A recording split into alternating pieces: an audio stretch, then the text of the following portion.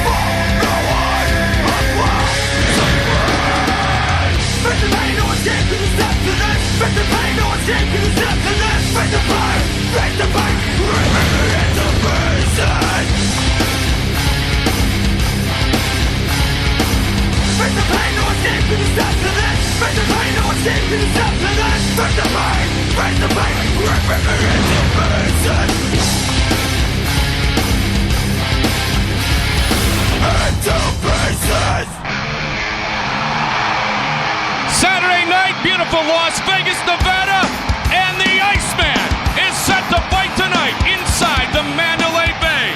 And the Mandalay Bay Events Center is rocking this evening as the light heavyweight championship is on the line. In front of a jam-packed house once again, we are set for UFC 62 right here from beautiful Las Vegas, Nevada.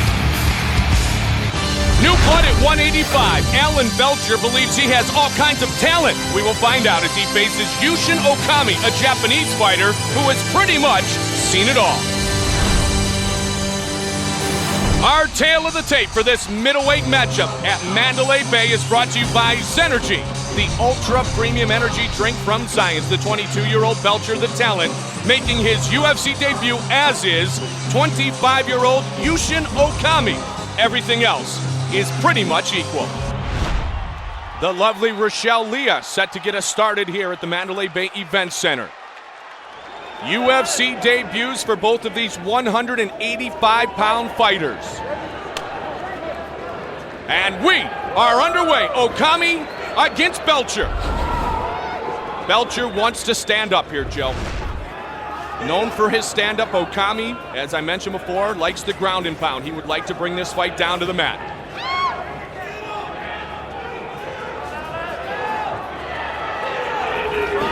Very aggressive. Belcher has those hands down, though, trying to goad Okami into things. Caught a jab. Missing with an uppercut is Okami. Okami seems pretty comfortable, at least right now. Yeah, they both do. Mike Goldberg, Joe Rogan, Mandalay Bay Events Center. Leading with the right in the southpaw stance is Okami. Belcher trying to push the action here.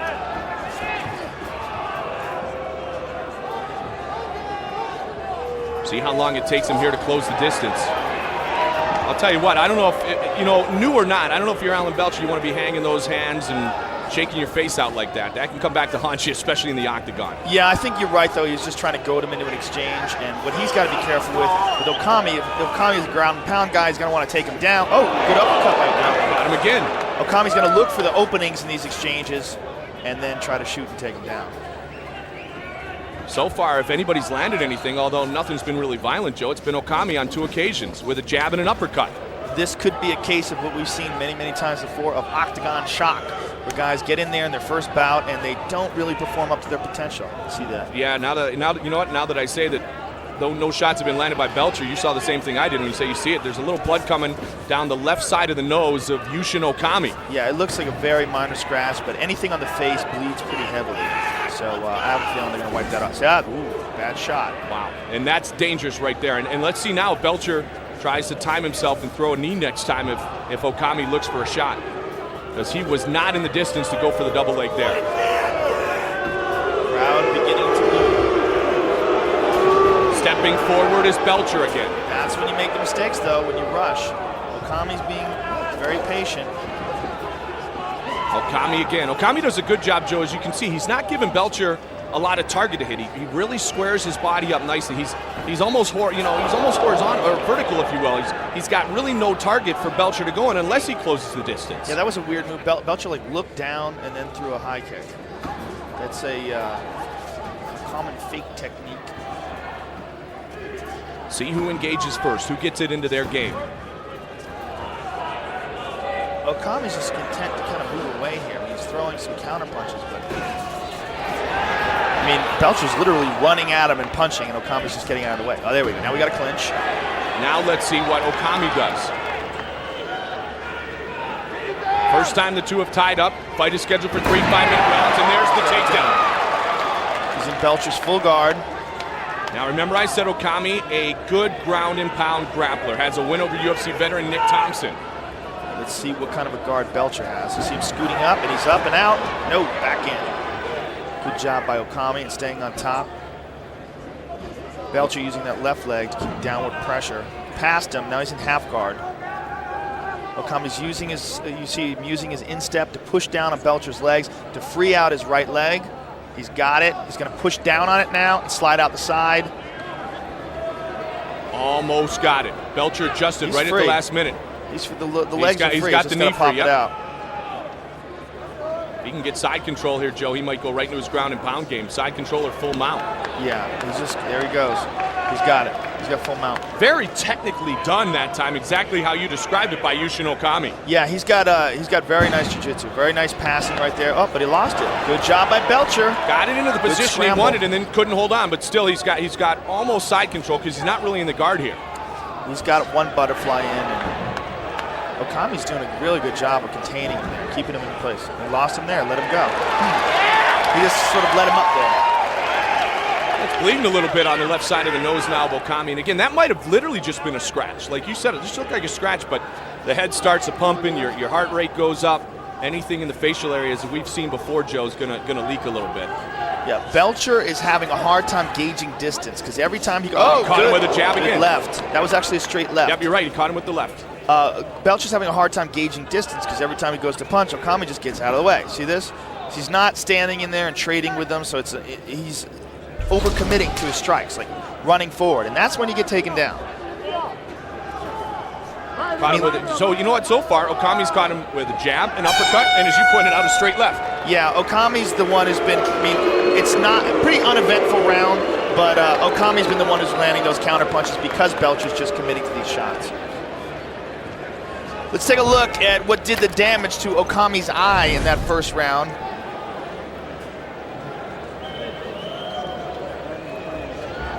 Boom. That's what it was, that right hand.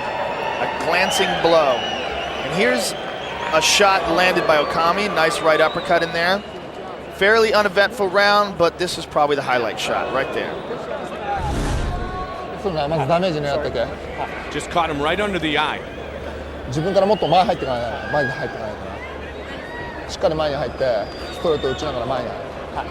Not a great spot, but better there under the eye than above the eye where the blood rolls into the eye and affects your vision. Yeah, for sure. That cut shouldn't be a problem at all. I mean, we've seen it before with Randy Couture and Vitor Belfort, those glancing cuts, you know, the cuts by glancing blows, sometimes are more dangerous than like a full head-on shot. Second round for Belcher and Okami. Yeah, let's hope these guys have got the butterflies out of their system and they commit more to putting on an exciting fight for the fans.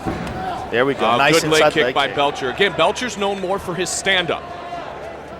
Was in martial arts as a kid. Got lucky that he got involved with people who weren't just teaching traditional boxing or karate. So he's always kind of been well diversified and multi-talented, if you will. Works with Rich Clemente. That's his trainer, former UFC fighter Clemente. High kick and a low kick. The low kick was the one that connected. Well, they're finally exchanging here a little bit. Now, the one thing you don't want to do, especially in your UFC debut, is feel like you left something somewhere else. You want to bring it all. Yeah, you see how Belcher did that again? He looked down, and this time he went in with the Superman punch. Good sprawl. Very nice. So we can see still Okami's game plan is to survive on his feet, maybe get a punch or two in. Doesn't appear like he's looking for the knockout. It looks as, like you said in the first round, Joe, that he's going to almost use the stand-up and reverse and try to get this back down to the ground. Yeah, it's what's frustrating for the people watching is that when Belcher goes to punch, Okami just runs away. When Okami punches, Belcher's just moving back just enough and standing in there. Now he's pushing forward. Okami still, retreats, avoids, and a good flying knee. Alan Belcher, and now they tie up. That was a good job by Belcher, realizing that Okami couldn't back up any further because he was pressed up against the cage. Nice and trip. Sweep, yep. Right out of Randy Couture's book. Let's see if he passes as easily as he was able to, as methodically, maybe not easily, but as methodically as he did in the first round. He's got a very good top game, and you'll see him, what he's going to do now is going to use his left instep to press down on Belcher's right thigh and push his right leg out. See, it goes right now. See it? There it is. Exactly like he did it in the first round, exactly. Right? That is classic guard passing. He's got it. Boom. Slides out. Very nice. Very nice technique. Now he's in side control. He's going to press the knee on the stomach and probably look to take mount. Remember in round one, he had the dominant position, but he couldn't keep his opponent down. Now he has side control. He's throwing a few elbows on the top, something he is not allowed to do in Japan. Okami is now in control. Good position here, a dominant position in round number 2 against Alan the Talent Belcher. Yeah, his head is trapped there in between the knee. So he's eating those elbows right now. If Okami can get Belcher's right arm out of the mix, there he is, he can really land these. Now all Belcher's his left arm, all he's using is his right arm to defend himself with.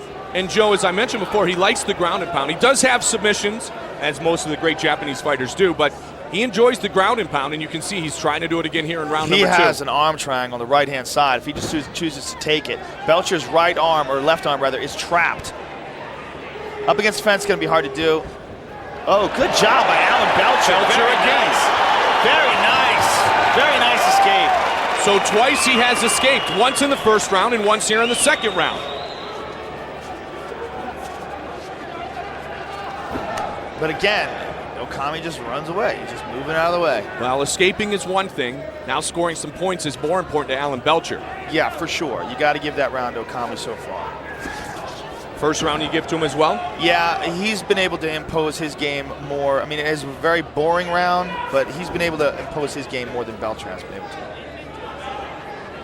Again, nice sprawl. Very good takedown by Okami.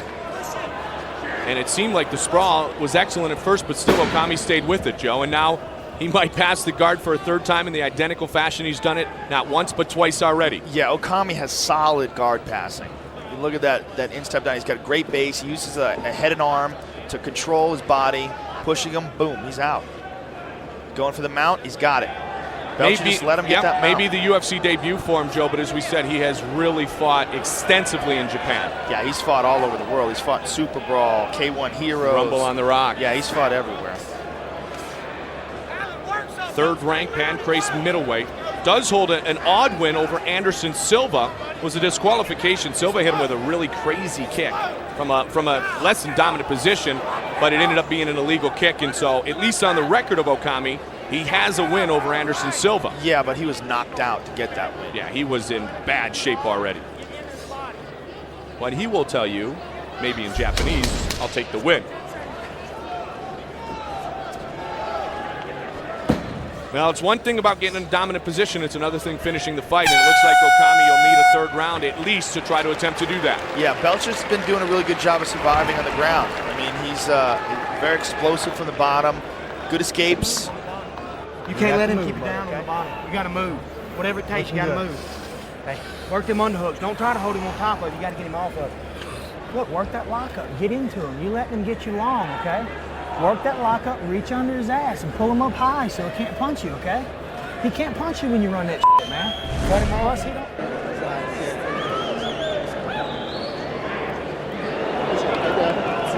Very nice knee. Let's take a look at this escape. Belcher pushes off the cage and rolls him back over the top. Very explosive. Nice escape by Alan Belcher. However, if you look at the round in whole, Let's go, baby. I Last would round. have This to is what give it's it to about. This is what Okami. we're here for. So if that's the case, then Okami has won the first 2 rounds as we are getting set for round number 3 here at the Mandalay Bay Events Center. Yushin Okami and Alan Belcher. Belcher born in Jonesboro, Arkansas, from Biloxi, Mississippi. And you can hear the boys were in his corner telling him, just fight your fight. Yeah, Belcher's got to do something to pull this out now. And he's trying to here, swinging for the fences. Oh, look at him trying to take Okami down. That proved to be a mistake. Okami trying to control again here. Belcher's going to try to stand up. Can he get his back? He's got his back. He's got the over-under. This is a bad spot for Belcher. He's got one hook in, even though they're still in a sort of a half-up position. Belcher seated. See if Okami can finish it here. He has his back. He'll try to get that other leg around. And he got does. it, and Belcher stood with it. Nice He's using job. the cage. Herb Dean tries to correct that. Okami's in some, he's in a great spot right here. Belcher's in some trouble. He's dropping some elbows on Okami's legs, but I bet he doesn't even feel that right now. Oh, he's got the body triangle on him. Well, he's in a bad spot. Belcher has got to do something to get him off him right here. What he's got to try to do is put some weight down on the side where he's got the triangle locked in. If he drops, Great move by Belcher. wow. Well, that would be a drop of one sort or He's another. smiling. Look at him. He's smiling, pumping his fist to the crowd. Alan the Talent Belcher. However, Okami is still on his back, and it's still a very, very bad spot. Okami has that one underhook. He's got an over-under control. What he's going to try to do is snake his right arm underneath the chin. There he goes. What he's going to do is he's got that rear naked. Oh, he's got to control the hands. It's a good job so far by Belcher of controlling the hands. If he can just hold on to one hand, he can keep that from happening. Rolls him over, now he's on top. All right, Alan Belcher has the crowd in his favor now. Good job by Belcher. Now let's see what kind of a guard Okami has and what kind of passing Belcher has. Well, you know one thing. Okami will be very comfortable on his back. With all the training he's done in Japan, all the ground training he's had. Let's see what Belcher can do, though. Okami's rolling for a Kimura. Belcher's got to be careful with that left arm. If Okami can grasp his wrist and lock his hands up, he's got a Kimura on that side. He does have full guard. If he can free Belcher's arm, if he can pop that arm, oh, that doesn't look good for Belcher. He's got that Kimura. He's rolling over, he's going to secure it, and he's going to try to swing it up and back around Belcher's back. If he pulls that arm up and back, you're going to see Alan Belcher in some serious trouble. He's doing a good job of holding it down there right now, and he's throwing some punches, but he's got to free that arm. In order to free that arm, he's got to get out of his guard. He's got to figure out some way to get out of his guard or stand up or pop it loose or something. But if he allows Okami to pop it out and then twist it behind his back, he's going to be in some deep trouble. Better position right now because now he's in half guard. He got past that, he's into half guard. Now he's going to try to slip out. So what he's going to try to do is keep pressing forward and free his right leg out of in between Okami's two legs. If he can do that and move further around towards Okami's head, he can be safe. There he goes. And he has. Good job by Alan Belcher. All right, well, Belcher obviously is getting the crowd in his favor. He's avoided some submissions, but I got news for you. Cheer all you want, Alan. You're still behind on the judges' scorecards. Because Okami has, as you said, Joe, at least it would seem he has controlled where this fight has taken place more. Well, we've seen some weird scoring in the past, so it's not a big victory so far. I mean, it's nothing that you could say for sure he's going to win, but I would have to say that Okami's ahead. At least, as I said before, it would seem he is at this point. Belcher's only got a minute to do something. Stand up, get a knee. When he's coming up, oh. All right, he's got to press forward now. Yeah, he's got to do something, and Okami should do something to try to solidify this victory. This is crunch time, minute to go. Yeah, if you're Alan Belcher, who does appear to be a bit gassed out. Oh, see, you hang the hands, You goof around, you're going to catch one. And he caught one right there because his hands were right next to the side of his body. And Okami's got a body lock on him. He's got his hands clasped together, and we're going to look for a trip and a takedown, and there it is. Bang. So far, Okami's winning this round. 30 seconds to go. Belcher's got to do something drastic. Joe, when you started training stand-up as a very young man, well, the first thing I'm sure they told you was keep your hands in front of your face. That is the most important thing. But I think Belcher's a little frustrated, and he's just trying to get Okami to exchange with him. His forte is the stand-up. Right. And, you know, when a guy just moves away every time you come at him, you try anything you can to get him to exchange. Okami is going to win this fight with these little punches right here, and this is going to be the end, I believe.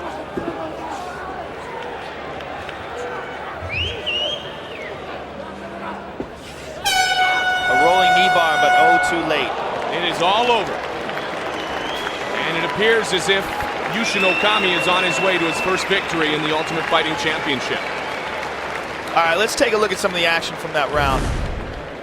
Now this is when Okami had Belcher's back. Now watch this insane move. Oh! Good job by Okami of ducking his head under and avoiding the spike. I mean, I've never seen anybody do this before. You know what, and that could have been very, very painful if he didn't avoid the spike in the way he did. Great reaction by Belcher. And great reaction by the crowd. And there's probably the best punch that Okami landed. If not in the fight, definitely in that round. Nice straight left hand on the eye. Looks to be a close decision win for Okami. And it appeared as if we saw two men in their first UFCs not really sure how to engage to the full point of their ability. Yeah, I would say that's an accurate assessment. You're really good at what you do. Thank you, Joe. I enjoy working with you. Of all the people I've worked with, you're definitely one of them. Here we go, waiting for the decision. Will it be Yushin Okami or Alan Belcher who wins in their UFC debut? Bruce Buffer. Ladies and gentlemen, after 3 rounds, we go to the judges' scorecards. Cecil People scores the bout 30-27. Lester Griffin scores at 30-27, and Adelaide Bird scores the contest 29-28 for the winner by unanimous decision, Yushin Okami. So as we anticipated, Okami is victorious. George St. Pierre in attendance here tonight at the Mandalay Bay Events Center. 2 at 205 set to make their UFC debuts. Both have yet to be defeated, so who will survive, Corey Walmsley or David Heath, as they enter the octagon for the very first time? Our tale of the tape is brought to you by Zenergy, the ultra premium energy drink from Zions. Both men are at least 30 years old, Walmsley 32 years old. The reach advantage belongs to Corey Walmsley. The man who would prefer this fight to be a fight that takes place on its feet is David Heath. When the action begins, our referee in charge of this contest is Mario Yamasaki. Mario Yamasaki, our referee. David Heath taking on Corey Walmsley. UFC debut for both of these 205-pounders. Are you ready? Are you ready? Let's go! Here we go! Come on! Corey Walmsley, big right hand, right. charges in. Got a hold of him. But down he goes. Lands on his back. Heath is on top. Corey's in half guard, pushes to full guard. Good job. He's the guard locked up now, but Heath is on top of him. Let's see what Corey's guard looks like. Well, Heath was not hesitant in taking this fight right down, but Walmsley was not hesitant in pushing forward and throwing a big hammer early.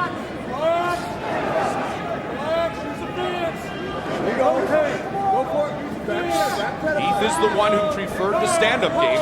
Ironically, Walmsley comes out, throws a big punch, and Heath takes the fight down to the mat. But again, as I mentioned earlier, he's not a man who is uncomfortable with his ground game. He's got submission grappling in his background, as all our guys do nowadays. Yeah, I think that was just a case where there was an opportunity presented itself, and he just had to take it. And he also said about Walmsley, Joe, coming in, that he knows that most of Walmsley's victories have come by submission, so he was actually at one point or another expecting this fight to be in this particular position. He's working the can opener. This is probably the only move move that you can actually submit a guy with from the guard. What it does, it very rarely submits guys, but it does get him to open up their guard, and then he can pass. So I think David Heath is probably thinking about passing right now. See how he's pulling on that head? That's what you do. You pull on the head, yank it up towards his chest, puts a lot of pressure, makes it very difficult to breathe, and it forces the guy to open up his legs.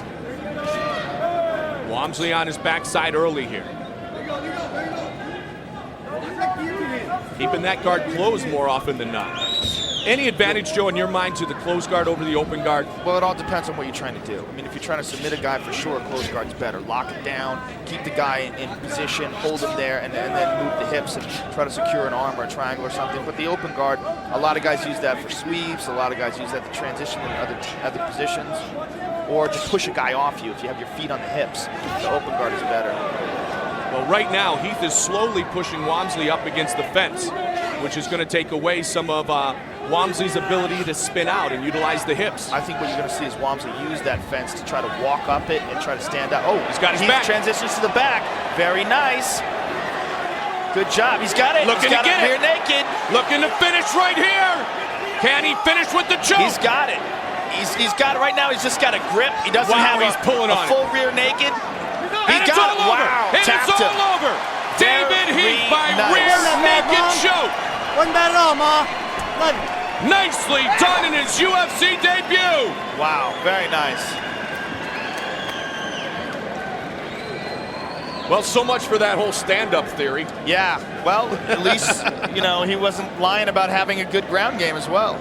Let's take a look at this. The end of the fight, David Heath transitions to the back very nicely.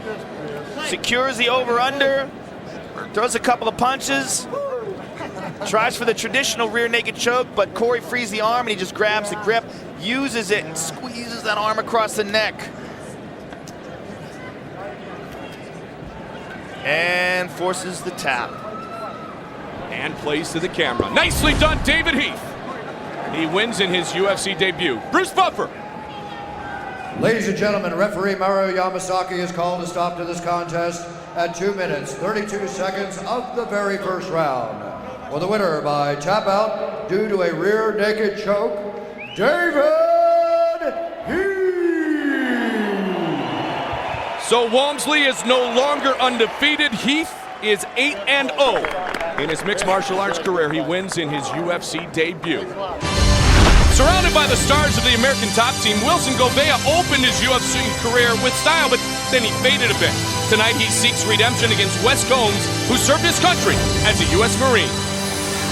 Our tale of the tape is brought to you by Zenergy, the ultra premium energy drink from Zions. The Brazilian 6 years younger than the American. Everything else virtually even. Gouveia is 6'1". Wes Combs is 6'2", does have an inch advantage on the reach. Will it be a slugfest, or will Gouveia utilize his Brazilian jiu-jitsu? The beautiful Rochelle Leah set to get us started here. In attendance tonight, Josh Koscheck, coming off a very, very impressive victory about a week ago. You ready? Mazzagatti set to get us started. The Soldier against Wilson Gouveia. And we are underway once again at 205 pounds. Mike Goldberg, Joe Rogan, Mandalay Bay Events Center. Look how smooth Gouveia is on his feet. Very smooth, side-to-side movement. Combs, on the other hand, is much more of a plodding slugger type of a fighter. Combs, not surprisingly, in the camouflage shorts, a corporal in the Marines. He spent 4 years serving his country in the Marines. That was a nice leg kick by Gouveia. Inside leg kick by Combs. Basically feeling each other out right now. Combs and Nichols really engaged early. Gouveia kind of picked apart Jardine, though. Oh, good kick. You heard it. Actually, the ones that you hear are not the ones that hurt the most. That's which ones hurt more? The ones that hurt the most are the shin. And when the shin hits, it's more of a thud. It's like a baseball bat to a side of beef. You don't hear that slapping noise. The slapping noise is what you get with the instep of the foot. Which ones did Pedro Hizzo used to throw? Oh, those are the shins, baby. That guy's, you would feel them from the seats. Fellow Brazilian, Wilson Gouveia, the one who threw the slap kick then. Well, but leg. It was Combs had moved away. I mean, I'm sure he was trying to make impact with the shin. Gouveia is an excellent striker. Ooh, good right hand. That's the one thing we saw with Gouveia, too. I'm sorry, Joe, is he put together good combinations in his UFC debut. Nice leg kick right there. That one you didn't hear, and that one hurt much more. Very nice. Faked with the hands and set up the kick. In fact, he had just connected with the hands, and so there it is again. Yeah, there you go. And see, Govea's coming up with the hands when he fakes with the hands, leaving the legs exposed, and Govea's jumping right on Wes Combs. Exactly. And you notice with the impact of these, you're not hearing them. Those are the ones that are the most painful. Oh, there's a good kick from Combs, but that was the slap one, not the shin one. Exactly. I'm going to write that was down. moving away. How do you spell shin? I think there's a Q in there. Thank you. There is always. Inside. Those are just setup kicks. Combs ducks under. Taking it to him now. Govea looking to shoot and go. And down goes the soldier, Wes Combs. He's in half guard, passed easily. Easy pass. Govea's in side control. Combs is holding on to a guillotine, but it is impossible to get that from that position. Look at the black and blue mark on the left leg. So maybe that slap did leave a bit of a mark on the left leg. That was the shin, that's right, shin. Q-S-H-I-N, shin. Wow, that's nasty though. Yeah, it's quite a welt. Now, as you said, it's hard to choke him out in this position, Joe, because he doesn't have the hips and the leverage. Yeah, he's definitely not going to choke him out. Govea right now is just going to slowly inch his head out. He's going to push down, get into a better position, put some leverage on it. Oh, he's got his back. Oh, and Govea, remember, a Brazilian Jiu-Jitsu black belt. He's got both hooks. And notice how he just uses it. Even though Wes Combs went to stand up, he used that. Trying to finish it with a choke here. He's trying to put the choke in place. This could be the beginning of the end for the soldier Wes Combs. Well, Govea has it in. Combs is hanging up. Combs does not want to get, he's tapping. It's all over. Wilson Govea by rear naked choke. Very nice. Once he got the hooks in, it was all over. And even though Combs stood up, Govea really locked those hooks into place and used that as he was standing up to punch him and open up room for that choke. Very impressive performance by Wilson Govea. Let's take a look at the replay. See, this is where he's got the hooks in, and Wes Combs decides to stand up, but Govea just holds on to it with those hooks and slams those punches in, uses it to get the choke, sinks it in, flattens him out, and then eventually rolls him over and finishes him off. He's got him rolled over, and it wasn't even a full rear naked choke. If you look, he's squeezing with his left arm, but he doesn't even have the hand behind the head. Let's take a look at this again. He's got him in this position, he flattens him out, rolls him over, and he's choking with his left arm, but the proper position is to put the right hand behind the head like in karate chop position. And he never actually got there. He finished him without getting there. Wilson Govea, a winner in his second trip inside the octagon. Here's Buff. Ladies and gentlemen, referee Steve Mazzagatti has called a stop to this contest at 3 minutes, 23 seconds of the very first round. For the winner by tap out due to a rear naked choke, Wilson Govea.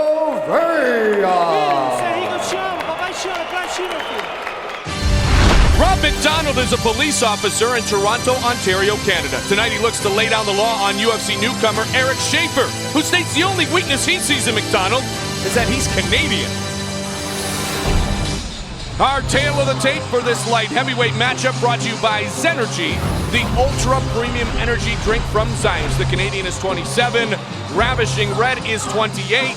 Rob McDonald does enjoy a reach advantage of 1.5 inches. When the action begins, our referee in charge of the octagon is Herb Dean. Herb Dean, our referee. The beautiful Ariani set to get us started here. UFC debut for Eric Schaefer. There he is, former NBA MVP, Tim Duncan. He's got a couple of rings, a couple of world championships. First time we've seen the Wake Forest Demon Deacon here at the Ultimate Fighting Championship. Underway here, round number 1.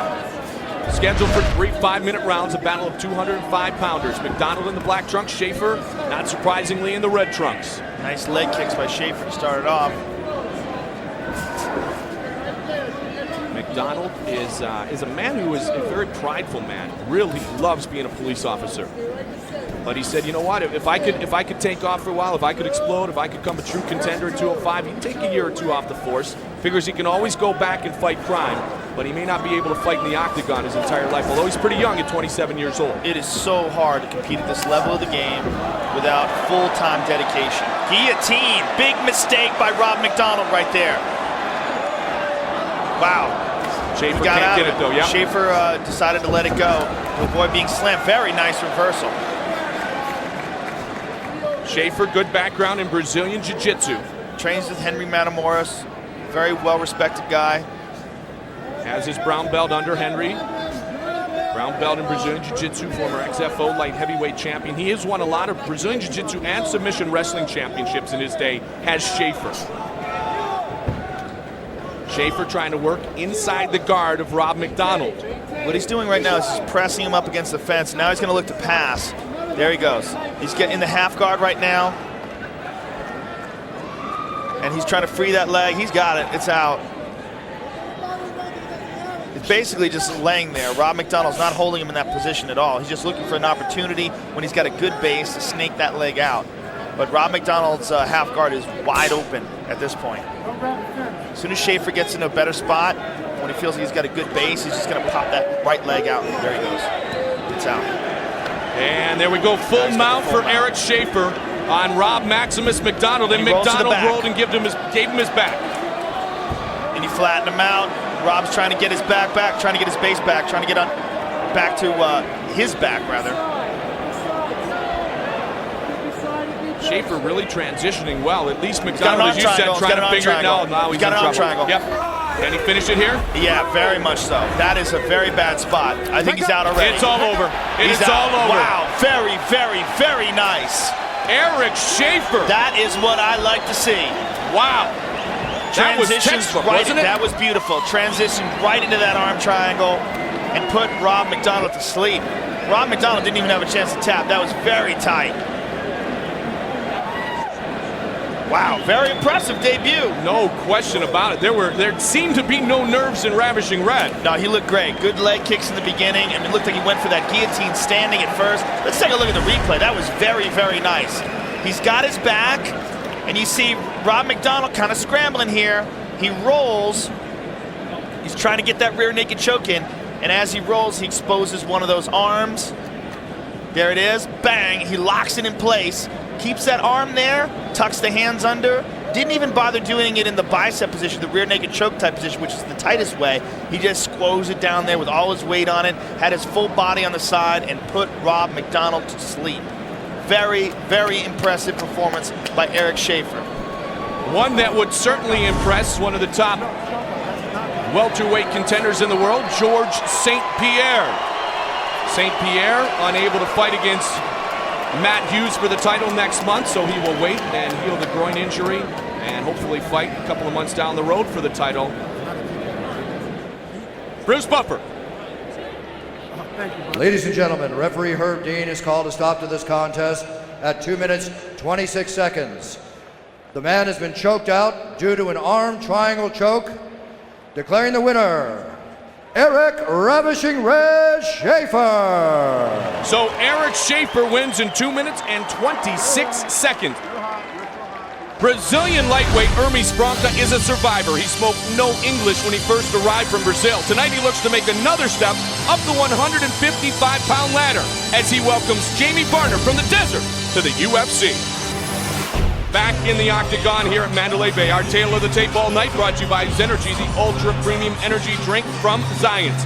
Franca 10 years the elder of the newcomer Jamie Varner. Franca is 2 inches shorter, but their reach is identical. Our referee in charge of the octagon is Big John McCarthy. Big John McCarthy, our referee. Tito Ortiz in attendance tonight. Jamie Varner against Hermes Franca, and we are underway here at the Mandalay Bay Events Center, UFC 62. This is such an action-packed weight class. I'm so excited they brought this back to the UFC. These 155-pound guys, so fast, so explosive. Varner really leading with that jab. Good jab and good leg kick by Hermes. Varner's hands are well documented, as we talked about a moment ago. It's different when you have to worry about the kicks, different when you have to worry about the takedowns. But obviously Varner's well versed in a lot of different areas, so he realizes that. The Muay Thai stance is different than the pure boxing stance. Yeah, again, nice leg kick by Hermes Franca. Varner trying to size up Franca, and again, as I said before, Franca is not afraid to swing for the fences. Loves to come over the top with that right hand. Again with those leg kicks. Varner's got to do something about that. He's got to check them. Oh. Varner ducked under. Or pardon me, Franca ducked under. And now it's Varner looking. Uh-oh. Down they go. Can Franca hold on to it here, Joe? We're going to find out. Oh, nice job done by Varner. Hermes Franca has a wicked guard. He's not one of those guys that just holds on from the bottom. He is offensive from his back. You see him right now. He's snaking his legs up, trying to isolate an arm. Up and back on his feet, Jamie Varner.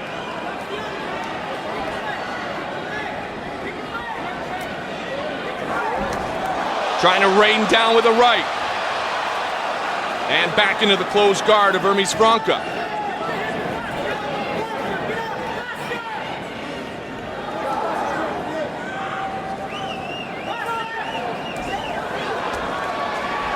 Good job of covering up by Hermes. None of those punches really landed very well. Good kick by Varner. Now, it's interesting that Varner said, you know, the first man to shoot, the first man to go down should lose this fight, but he's not letting Franca stand up right here, looking for just a pure stand-up war. Well, we all know that what people say in interviews isn't always the truth. That's the truth. All right, he's in the guard again, and again, Franca utilizes that guard as well as anyone in the business. Yeah, interesting that he decided to fall into the guard like that. Look out, look out. Watch the arm. He's out, though. He's got to watch out for his leg here, because Hermes is going to switch to that leg. Pulled the arm, got away with the leg. It's going to be very tough to submit Hermes Franca, Brazilian Jiu-Jitsu black belt. And there you go. Now that's what Jamie Varner said he was going to do in the interview. Stand up and swing. I have a feeling he does not like the leg kicks. Every time he led with the jab, Franca was able to answer with a leg kick. I mean, I'm sure he trains leg kicks for sure, but he ate quite a few of them in that first exchange on the feet. And we've talked before, Joe, on that lead leg, it just makes it extremely difficult as time goes on. He threw a kick of his own, Franca caught it. Franca's doing a great job here in the first round of countering. Every time Varner pushes forward, it seems like it's Franca who's actually scoring. And he's also doing a very good job of covering up. None of those punches are landing so far.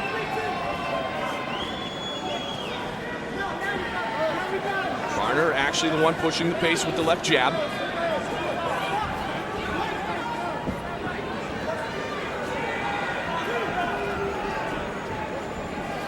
Oh, nice reversal, very nice. Varner went for a takedown. Hermes switched him. He's got the guillotine again, but he doesn't have it gripped in. Varner's out. Hermes on his back. That's twice Varner's been able to pull his head right out of a guillotine attempt of Hermes Franca here in round one.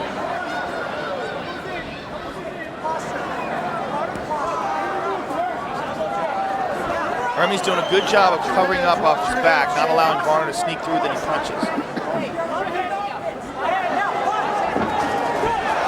Up he goes again. 45 seconds remains in round one. Hermes is such a solid mixed martial arts fighter. I mean, he's so good at defense on the ground.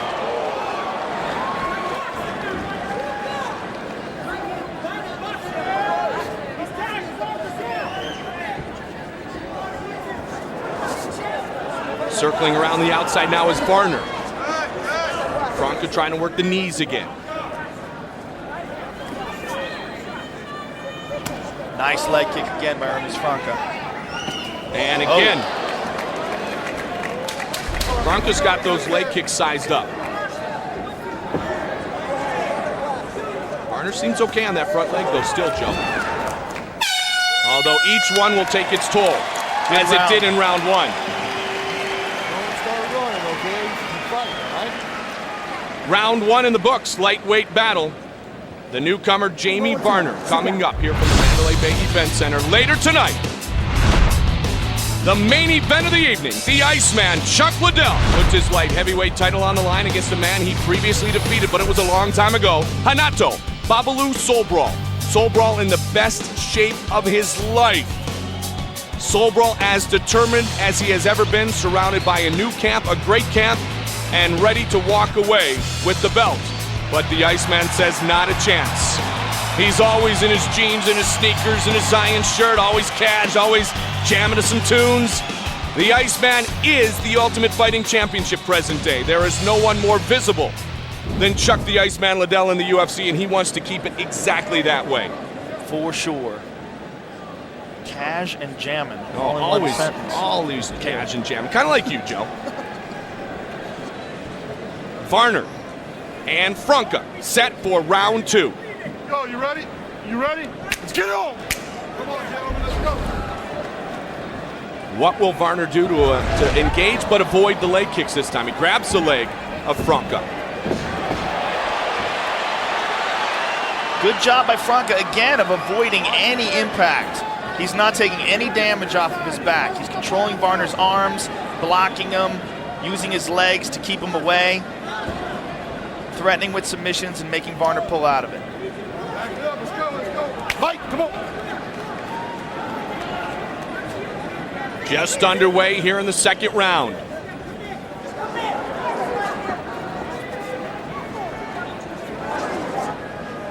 Trying to work the jab is Varner.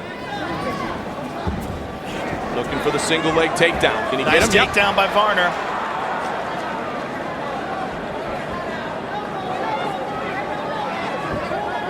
Mike Goldberg, Joe Rogan, Mandalay Bay Events Center.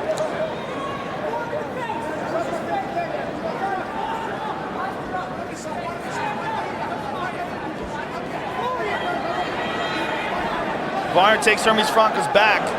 He's got double underhooks. Hermes is going to try to roll into a, he's holding on to a Kimura. He doesn't have it correct. He's got to be above the elbow for it to actually be effective. You know, I almost get the feeling that if Varner, even though he's the aggressor and he's throwing Joe, I almost get the feeling that if he makes one mistake, Franca is waiting to pounce on it. For sure, for sure. Hermes Franca is ready. He's very experienced, and Jamie Varner, as we said, this is his first time in the octagon. He's experienced, he's got 9 mixed martial arts victories under his belt, but we've all seen the octagon shock before when an experienced fighter has his first fight in here and just freezes up a little bit. You know what, you talked about your love for the lightweight division, also the return of the former lightweight champion, Jens Pulver. That is going to be fantastic. I am so excited to see Little Evil back in the octagon. You talk about an exciting fighter at 155 pounds. You can't get more excited than Jens Pulver. Kenny Florian, Sean Shirk going to fight for the title down the road. You get Joe Stevenson and Spencer Fisher, a lot of very talented 155-pounders, including Hermes Franca, and it looks like Jamie Varner brings some credentials into the octagon as well. He's really trying to rain down. He's trying to, jump down and lunge towards an elbow or a big right hand that's going to do some damage finally to Franca. He's past a half guard, dropping some elbows down.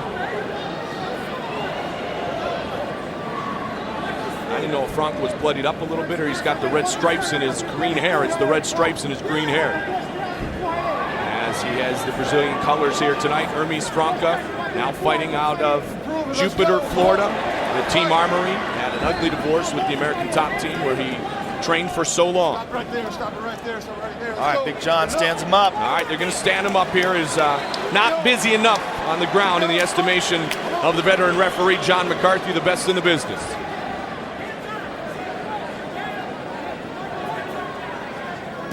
Comes over top with the right, and then another by takedown. Jamie Varner, and those will pile up the points. For sure, so far, he is winning this round with those 2 takedowns. He's not doing too much damage, but then again, Hermes Franca can't defend, and he's not doing anything off his back offensively at this point. Not taking much punishment, but not doing anything to score points. Really swinging away now. Side control for Varner. Half guard. Trying to get that right leg out as well and gain a much more dominant position. Now he's going to jump to the other side. Nifty move. He's got side control now. Instead of trying to pull that right Nice leg out, pass he just and jumped, and mount. now he goes That right to looked like mount. Hermes Franca just kind of let that happen. Franca escapes. Now Franca's on top. Now Franca trying to swing away. And as we said before, Hermes Franca's got heavy hands, big power.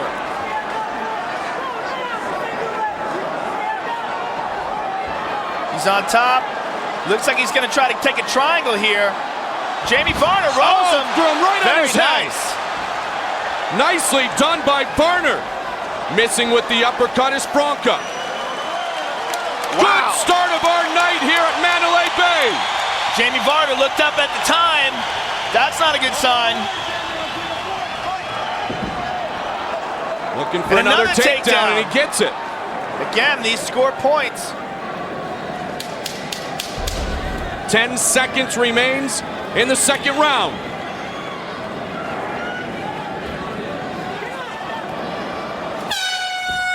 Good second round for Jamie Varner. In front of the NBA MVP, NBA World Champion, Tim Duncan. Let's take a look at some of the action from that round. This is Hermes Franca being on top. Varner just steps up and throws him off. Grabs a hold of a leg and takes him down himself. Great exchange. Ele tá cansado, ele tá mais... No, no, no, no, no, no. All he's got is fast hands. Later tonight, Chuck the Iceman Liddell, the light heavyweight champion, looking for his third title defense, and tonight it's against Hanato Babalu Sobral, who has certainly earned his opportunity to fight that man, the most feared striker in the UFC, the most feared striker in mixed martial arts. Babalu has great ground skills. Not a bad striker, of course, but excellent ground skills. Can he take Chuck down? Can he keep Chuck down? Can he shock the world and pull off the upset? We'll find out later tonight.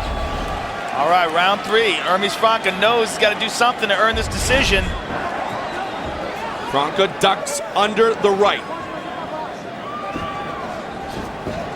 Hermes Franca is on the attack. I think he senses that Jamie Varner is tired. Jamie's got his mouth open. Franca trying to push the pace here in round number 3. He knows he's behind on the judges' scorecards. At least he believes he may be behind on the judges' scorecards. I'd like to see Hermes throw some more of those leg kicks. Again, Varner with the takedown. Hermes stands up. Varner pushes him back down. Hermes is out. Very nice. That's expended a lot of energy and already a nice knee. Got him right there with Caught the a knee. coming in, and Hermes is out. Varner trying to hold on to the leg, though. Wow, he took that knee, though. He's wobbly. He is wobbly already. Still Jamie wobbly. Varner is in trouble. Trying to finish it here is Franca. It was the knee that wobbled him. He is in trouble right now. Can he survive? He is literally running away. Yep, and timeout is called. Timeout is called. What is this? It's What not, is this? No, it's timeout. What is going on? He's taking a point away? He's going to take a point away from Jamie Varner. That's nice, but I would rather see the action continue. This is giving Jamie Varner exactly what he needs, which is rest. Hermes Franca had him in trouble, and this taking the point away is giving him much-needed rest. He is hurt bad, and he is tired. He got rocked by that knee. Oh, and again with the mouthpiece. Oh, all this time. This is making a... Let's take a look at the knee that rocked him. He shot and bam, took that right in the chin, but he's having all this time to recover now. This is very unfortunate for Hermes Franca right now. I don't know if Varner is recovered, though. I mean, he is still... He's for sure had enough time to recover. Boom, He's in knee. excellent shape. Franca trying to finish it here. And another big knee. Unbelievable knees by Hermes Franca. Varner retreating. He can't run again. Varner's in big trouble. Franca's out. Something went flying. That was a knee sleeve. Knee sleeve goes flying. McCarthy clears it out of the octagon. Jamie's got his back, but Franca rolled out of it. Now he is on top. He rolls over. Varner is pretty much out of gas. For sure. Hermes is on top here.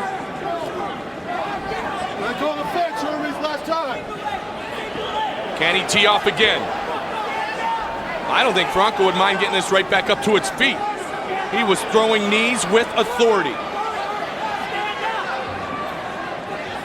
Armies is trying to lock on a Kimura on his left arm. And down goes Franco. Interesting that perhaps Varner, even though he was penalized the point, was able to recover. Yeah, that's unfortunate. I would have liked to see that just keep going. 2:15 remains in the third and final round. I mean, in a situation like that, I almost wish you could take the point away and keep the action continuing, just tally it onto the scorecards without stopping the action. I don't think you necessarily have to inform the fighter that you're taking the point away. Trying to deliver a strong finish is Varner, though. Varner has seemed to recover. He was in trouble there for a moment. Big trouble. Armies has got less than 2 minutes to do something here and pull it out. It's arguable that Jamie Varner won the first round. I believe he definitely won the second round. Watch the he's got an arm. Does he have it? Can he finish it with the arm bar? For sure he can finish it here. If he can keep those legs clenched and pull it sideways. Oh, right there. Does he have it? Is it over? It is all over. It is all over. Hermes Franco with the submission. Wow. And he points to his heart.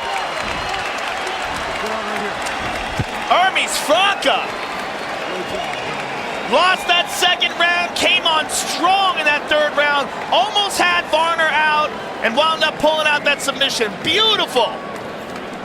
Let's take a look at the replay and see the end of the fight. Here we see Hermes. He grabs a hold of the arm. He's in an omoplata position.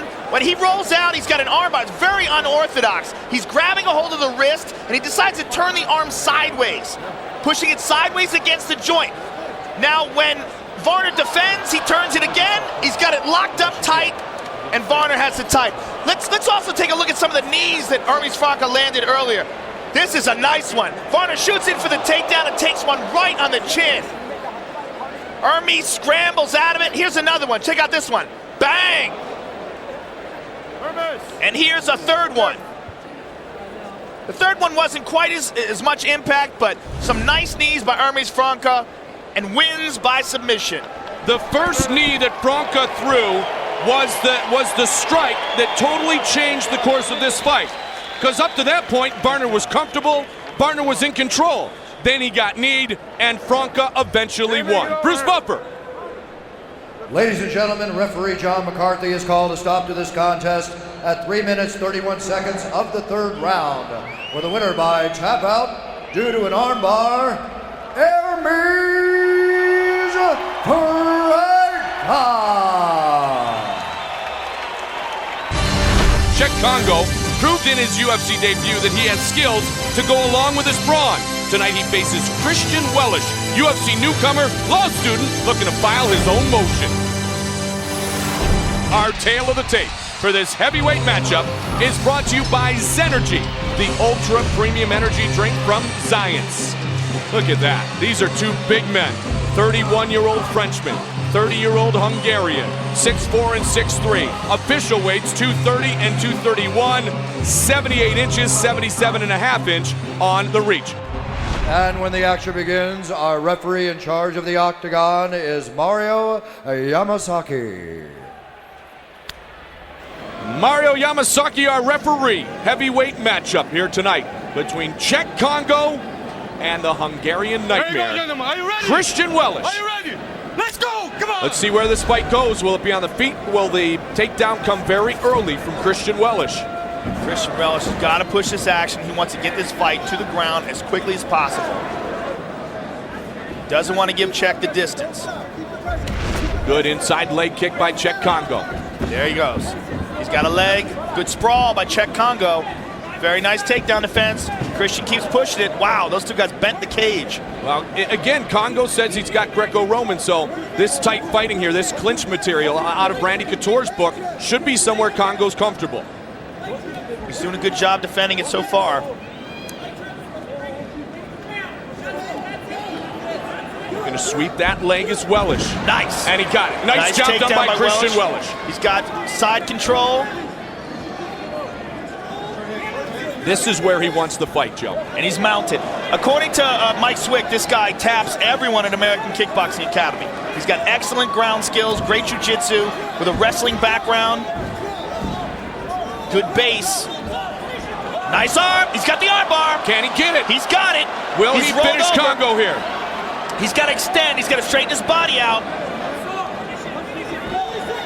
Congo's good defense. Good defense by Czech Congo. But he's straightening out. He's in trouble. He's rolling over. And very Congo nice by pulls Czech out of Congo. it. Very nice defense. And they get back to the feet. And good knee inside by Czech Congo. Congo utilized his great strength to pull that arm out of danger. Christian Wellish trying a standing guillotine. Good knee by Congo. that connected.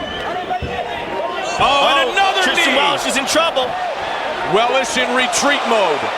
Congo trying to tee away with a straight jab.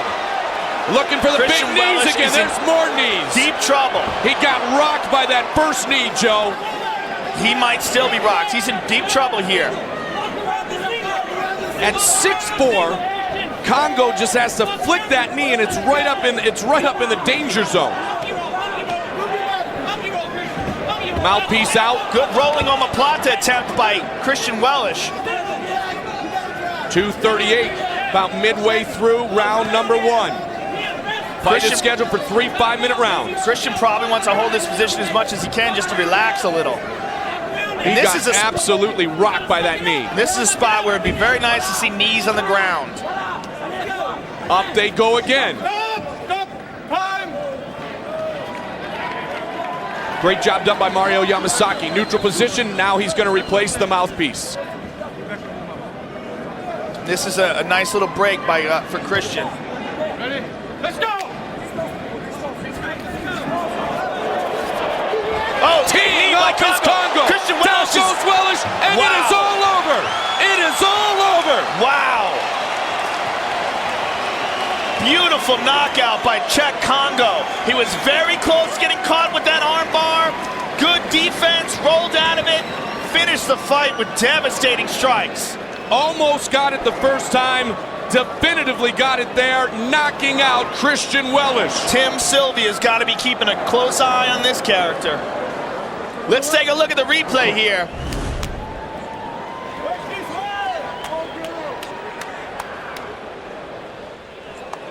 And bam! That's the end, right on the button.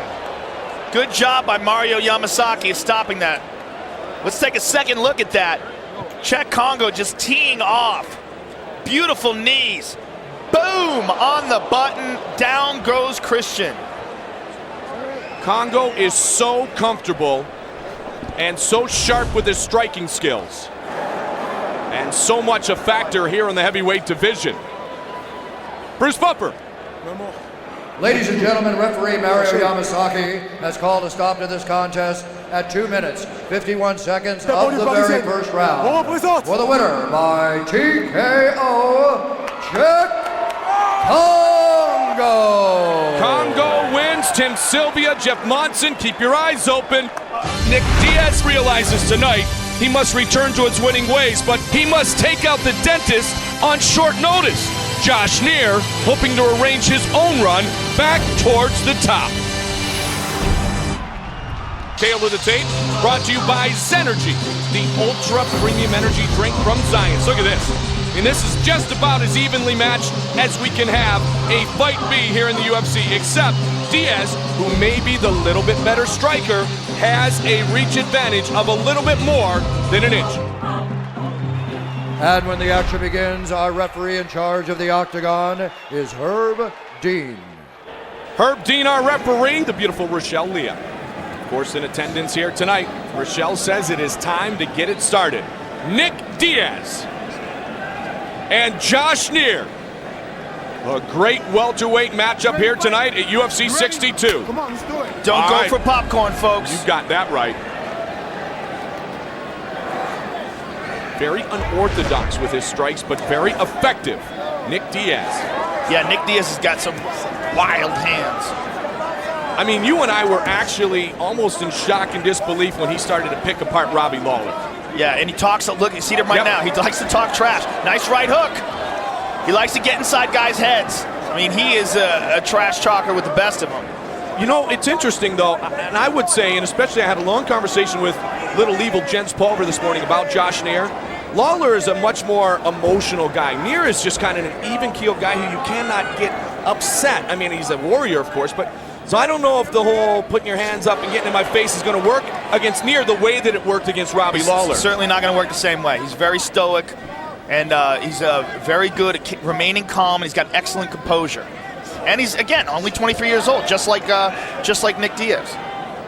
Two of the men who could very well be the future of the welterweight division. Nice inside leg kick by Neer. The one thing Neer was really disappointed about in the fight against Berkman is that he didn't push it. And the one thing that Josh Neer knew tonight coming in is he must initiate, because Diaz, as you know, likes to strike from a distance, likes to wait for his chances, and Neer did not initiate. He did not push the pace against Berkman, and that really disappointed him more than the loss itself, is the fact that he felt he could have done more. Well, you know, at this stage of the game, these guys, like I said, were 23 years old. They've only been fighting, you know, for a few years, and they're going to learn all this differently. This is what's important for them, learning from these experiences.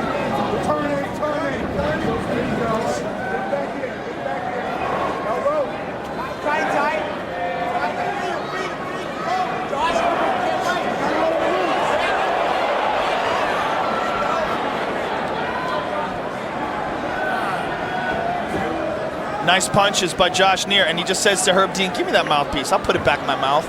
Well, after he doesn't even want him to rinse it out. After the tooth of Carl Parisian went flying, courtesy of Diego Sanchez, I think fighters are much more ready to put that mouthpiece back in. Well, he wanted it back in, but he just didn't care if they rinsed it out. That's a grimy dude. Dude, that's the 8-second rule, though. I mean, kids eat candy off the floor all the time, Joe. I thought it was 5 seconds. Nah, mine is about 2 minutes. Nice right hook by Nick Diaz while we're talking trash. Good knee. Knee inside by Neer. Knee by Diaz. And another one. And you see how Neer pulling on the backside of Diaz's head, trying to double that momentum of the knee coming up and the head coming down to meet in the middle. Diaz did a good job of blocking both, though. Mike Goldberg's been taking Muay Thai. There you go, baby. My man Apollo Sebastian teaching me some things. Trying to work inside with the knees. Good right hook by Diaz. Diaz loves to come over the top, doesn't he? Nice uppercut by Diaz. Over nice the top again. Neer might have got rocked by that one. Diaz trying to throw some combinations together here in round one. Neer takes a look at the big screen, checking the time. The time, Josh, is 2:08 remaining in round one. Little foot stomp there.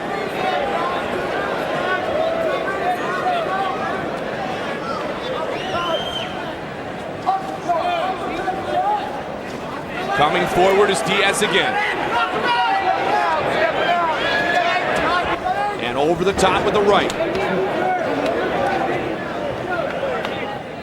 The little bit better wrestler, the little bit better ground master may be Josh Neer, but we haven't seen him really look to take this fight down to the ground yet. Teeing away nice punches by Nick Diaz. Coming forward is Diaz. And a nice counter by Josh Neer.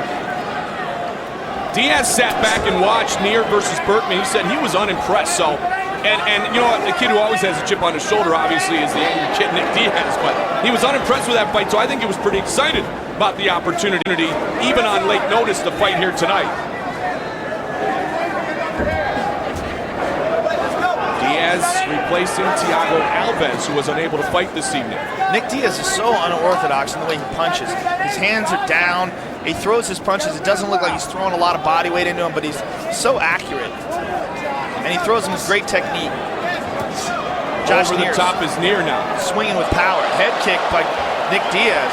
Now it's Neer who says, bring it on. Again, the one thing Neer likes, though, he likes a guy who's going to push it. He likes a guy who's going to initiate, because that gets him Diaz fired is up. bleeding. Herb Dean was checking to see if that caught Diaz a little bit low. It did not. They continue quickly. Clock starts again. 35 seconds remains in round one. So far, Nick Diaz has been landing more strikes. That being said, Joe, this is the kind of fight I think Neer likes. Even though he's taking some punishment, he likes a good old-fashioned brawl. Right now, though, I don't think he's not liking this, though. There he goes, yeah. There he goes, good old-fashioned brawl, just like I said. He's swinging hard. He's throwing a lot of his body weight into punches. Nick Diaz is just landing more punches, and he's landing them right on the button. He's doing some taekwondo. Oh, and throws a punch after the bell and says he's sorry. You know what? He was already throwing it. He was already throwing it in all fairness, and he even said, hey, sorry about that. I would love to hear what Pat Miletich and Spencer Fisher have to say to him right now. We'll listen into Diaz's corner first. Nick's got a nasty little cut over that left eyebrow. Oh, it's on the nose, looks like. Maybe both. It's very, very small. The blood's coming from the top of your head, okay? Listen to me. Listen to me. Let's take a look at the replay, some of the action from that round.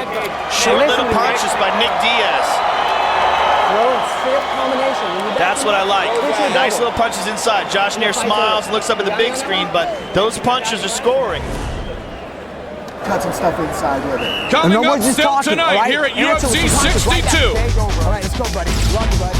The rematch between the Ultimate Fighter light heavyweight champion, Forrest Griffin, and the man who also that night walked away with his own six-figure contract, Stephan Bonnar. This had rematch written all over it as soon as they were done with their first 15 minutes. And as Bonnar said before, it's just like we're about to go with rounds 4, 5, and 6. This is round 2 of Diaz and Neer. Mike Goldberg, Joe Rogan, glad to be with you. UFC 62, Mandalay Bay Events Center here tonight. Jam-packed and fired up for the light heavyweight champion later tonight, Chuck the Iceman Liddell. Teeing off with combinations is Diaz again. Body shots, look at that. That's like a video game right there. Nick Diaz got such an unorthodox boxing style. Neer answers though.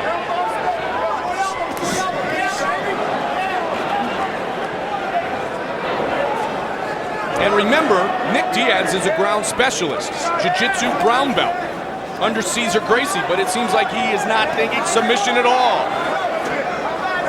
Yeah, he has made 0 attempts to take this fight to the ground, as neither has Josh Neer.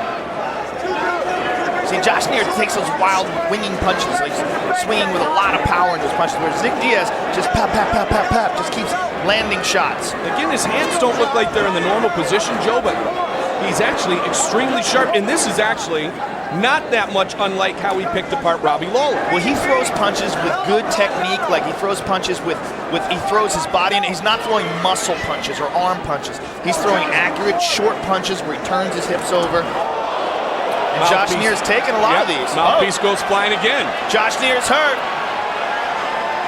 Good knee by Diaz. High kick by Diaz. Straight right.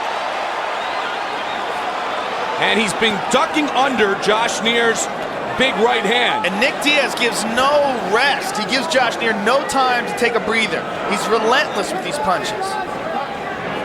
This looks like the Nick Diaz who started out with... Now Herb Dean just said, just put it in, all right? You don't want to clean it off?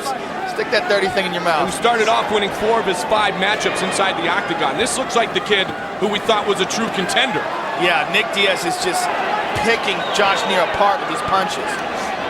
And Josh keeps waiting and then winging big wild ones, but those aren't landing. Nick is just slipping under those quite easily. He is definitively telegraphing that big right because Diaz just sneaks out of the way every time. But you see how Diaz is punching. He's not throwing all of his effort into these punches, which allows him to throw so many of them. He's not wearing himself out. He's not throwing everything into every punch. He's just pap, pap, pap, pap, pap. And they are taking their toll. Good matchup here tonight. Diaz fully in control. We've just reached the midway point.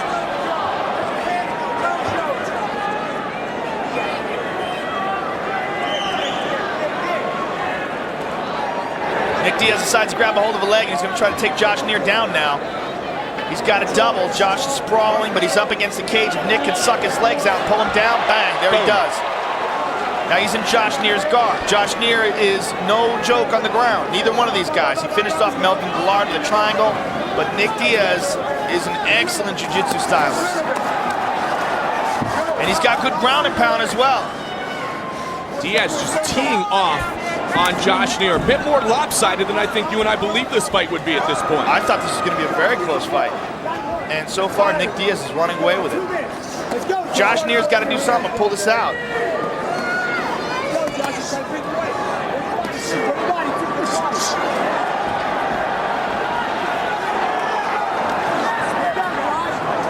Josh Neer is just bewildered by Nick Diaz's boxing style. Which to me puzzles me a little bit because he's got a lot of guys with great hands to work out with every day. Well, Nick Diaz is he's so unorthodox. He's a tall, lanky, right-hand first fighter. You know, he fights southpaws, and that's a weird style. I mean, Near fights southpaw as well, but it's very rare the southpaws see southpaws. Good body punch by Nick Diaz, and good right hand to the head. And you know what? You bring up a great point because he can spar with smaller guys like Jens Pulver and Spencer Fisher. As you mentioned, they're both southpaws, but they're not built anything like Nick Diaz. In fact, they're probably about a half foot shorter. Yeah, Nick Diaz is very tall for 170 pounds. Near answers. Near answers, but Nick Diaz blocks those, and the difference is if you watch how how Near is throwing his punches, like I said, he's throwing all his body weight and he's winging all this energy, whereas Nick Diaz just pap, pap, pap, pap, pap, and they're landing over and over again, and those are the ones that are bewildering him. 20 seconds remains in round number 2.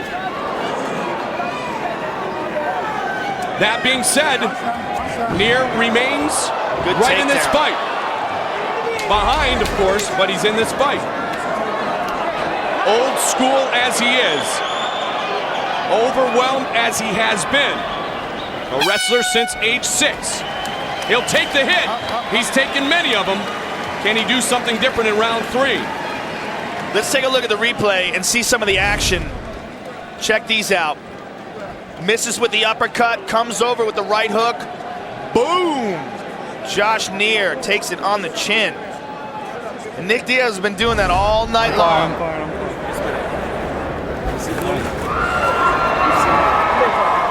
Listen, Josh, you've got to let him go, bud. You've got to let him go, okay? We're behind. You have to go for it. Don't load up so much, man. 2 and 3 and 4, all right? Spencer Fisher speaking, and up next, there'll be some talking done between Forrest Griffin, who has truly surrounded himself with some great training partners since he last defeated Stephan Bonnar, who remains training in Chicago. Griffin has improved. His star has risen. His star has really gone on a meteoric rise. But the one thing I will tell you is Stephan Bonnar would really like to be Forrest Griffin right now. As far as the endorsements, the popularity, the potential title shots, he can be with one punch in a matter of moments. Nick Diaz, Josh Neer getting set for the 3rd and final round. Later tonight as well, the light heavyweight championship between Chuck Liddell and Renato Babalu Sobral. Josh Neer has got to do something to turn this fight around. So far, Nick Diaz is running away with it. Spencer Fisher said in the corner, dude, you got to turn it up. You got to turn it up immediately. We are way behind. And Neer starts out trying to do so. Nice elbow inside.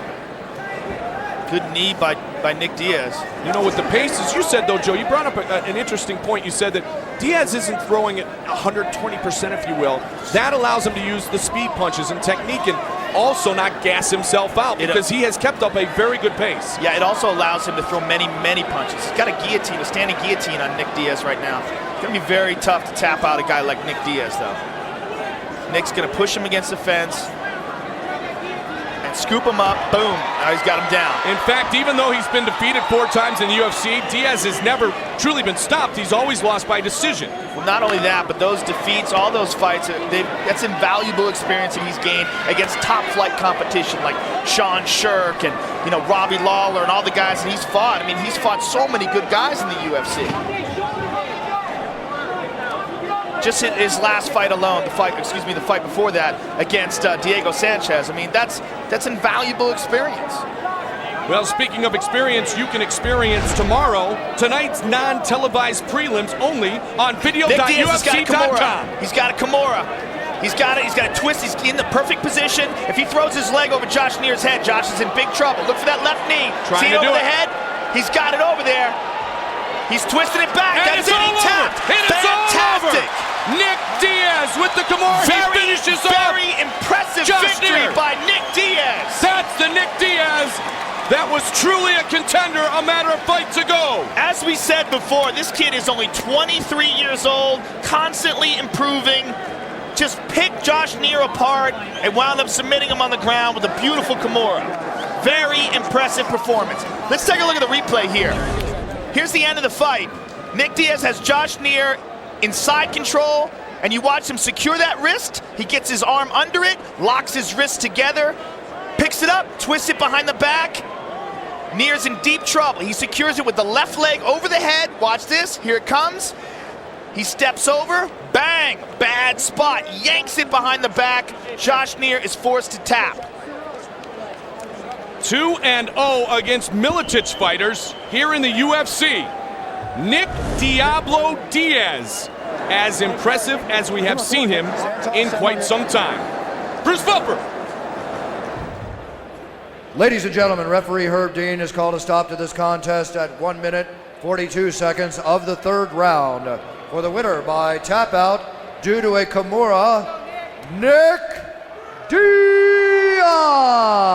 Very confident and relaxed, much more mature, and perhaps someday set to meet that man. The welterweight champion, Matt Hughes, his title on the line next month. It's the one we've waited a long time for. The rematch between Forrest Griffin and Stephan Bonnar. That fight is coming up next right here from the Mandalay Bay Events Center. It's been said many times it was the fight that defined the modern era of the Ultimate Fighting Championship. A six-figure contract was on the line. April 9th of 2005 when Forrest Griffin and Stephan Bonnar first met. You know, when the fight's over, I want everybody to know Forrest won that fight. Big right hand by Forrest. Stephan's rocked. I'm not saying it's not going to turn into another brawl. Stephan Bonner's got a lot of courage in these exchanges. It really stays in the pocket.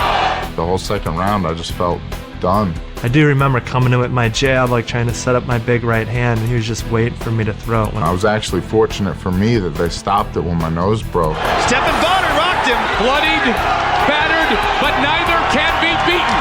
This is just an incredible display of courage and skill. If you watch the tape, I really, you can see that look, like, I'm about to raise my hand myself, and then I hear his name and just collapse. Forrest Griffin! I wish I hadn't been that close, I wish I would have turned in a performance that people said, oh, you definitely won that fight. What a job done by Stephan Bonnar! Submission victory for Stephan Bonnar. Stephan Bonner's got to do something drastic here. He's losing this decision. You get takedowns and you're in top position, you're going to win the fight. I think I've got something to prove. This fight is the most important fight of my life. This guy is a mixed martial arts superstar now, thanks to the Ultimate Fighter television show and ultimately that incredible war with Stephan Bonnar. The Tito fight, I was a little too cautious there. It looks like Forrest is gaining confidence. I lost that decision. Me and Stephan are both coming off losses, so if there was ever a time to pair us up when we would fight as hard as we did in the first fight, it's now. And here we go! So I just know you put me and him together, we're going to have a good fight. There's no hesitation on my part at all to try and smash a guy. To me, this is round 4, 5, and 6. In the fight game, when somebody's in your way, you knock them down, you knock them out of your way. I want to beat him senseless. The most important thing in my life is just to win this next fight. All right, joined not only by Joe Rogan, but by the natural UFC Hall of Famer Randy Couture for this big matchup. And the ironic thing, Randy, is that Stephan Bonnar was your guy on The Ultimate Fighter 1, but now it's Forrest Griffin, who you train with extensively. How much has he truly improved? This guy is an animal in the gym. He outworks everybody in our camp. He's got a heart and a character. I just love the guy. I think he's fantastic. Would you say that he has surrounded himself with newer and more effective training methods than perhaps Stephan Bonnar has? Well, I can't speak for Stephan. I haven't been to Chicago. I don't know what he's doing. I know what Forrest is doing. He's got a boxing coach. He's in there with a strength and conditioning coach. His game has gone up. The level of his competition has gone way up. He has gotten a lot better since season 1. Well, he came off a loss coming into this fight to Tito Ortiz, Joe Rogan, but that was almost a win mentally for him. What was not a win was Stephan Bonnar, the disappointing defeat to Rashad Evans. Well, we've seen sometimes that disappointing defeats can motivate a fighter to train harder and to learn and to improve. But the odds makers have Forrest Griffin at 3-1 favorite for a reason. That reason is probably that he's been more impressive against tougher competition. KO of Elvis Sinosic. He's looked great in all of his fights. He's undefeated since the fight. It's an exciting matchup either way, and I can't wait to see it. If Stephan Bonnar is to defeat Forrest Griffin tonight, what does Stephan have to do? you know what? Either one of them can win in either way. They can either win, one of them can win by knockout or win by submission. They both have the skills in both areas. They were very evenly matched up then. We're going to see whether or not it's been the competition that's been the difference or whether or not it's been the training. That's what we're going to see tonight. They both face different opposition. We haven't seen them compared against the same fighters, so it's very difficult to gauge. Fighters match up very unusually. Stephan Bonnar might not have gotten, it might not be worse than Forrest Griffin, or Forrest Griffin might not have gotten any better. He just might have gotten better competition that makes him look better. We're going to see. We are going to see, and as we said that night in April of 2005, I want round 4. Tonight, we could get round 4, round 5, and round 6 of one of the greatest matchups in UFC history. Forrest Griffin against Stephan Bonnar.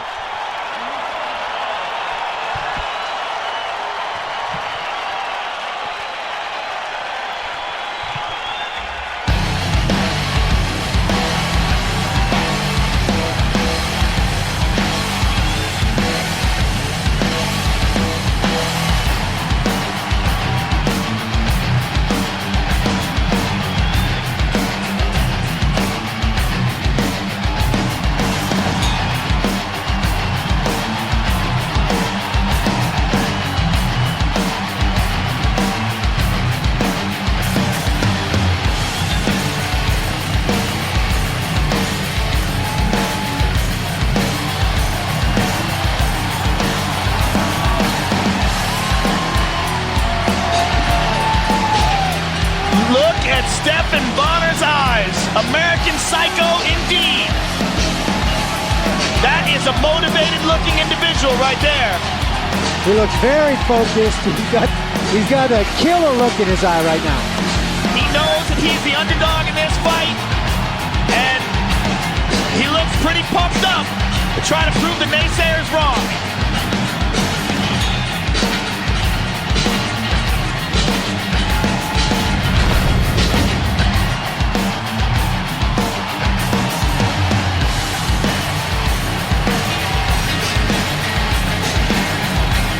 Herb Dean checks him out. And we are set for one of the most highly anticipated rematches in UFC history.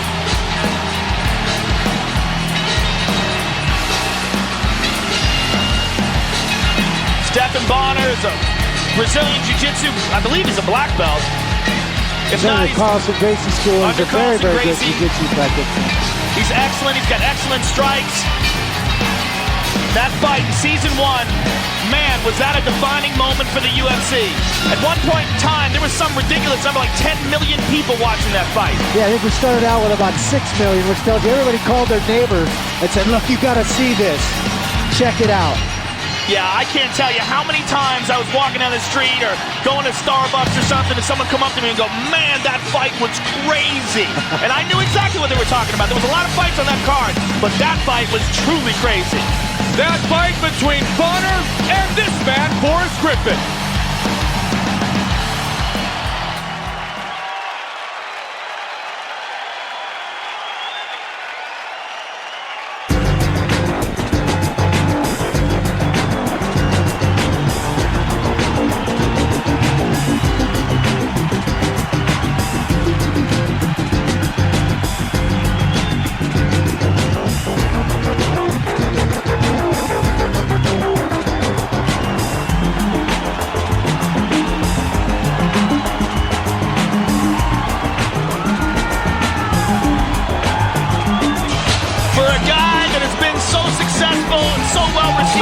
It's pretty amazing how humble this guy is. Oh, he's fantastic. He's fun to be around in the gym. He's a bit of a joker. He's funny. You never know what he's going to say. He will flat outwork everybody in the gym. He's amazing. His work ethic is terrific. His attitude is fantastic. His approach to the game, the way he looks at it. I mean, it's just the humility that he displays in despite of like with the Tito Ortiz fight. I mean, that was a fight that easily he could have won. Eddie Bravo thought he won it. He had it winning in the scorecards. A lot of people at home thought he won it. And his response, hey man, I just like to fight. I'm just happy to be in there. I'm a dog. He loves it. You know what? His aloofness skittishness, I think, almost works to his advantage, especially on the Ultimate Fighter, Randy. And you obviously were one of the coaches because it keeps people off guard. You're like, how can I like take this goofy guy seriously? Well, you know what?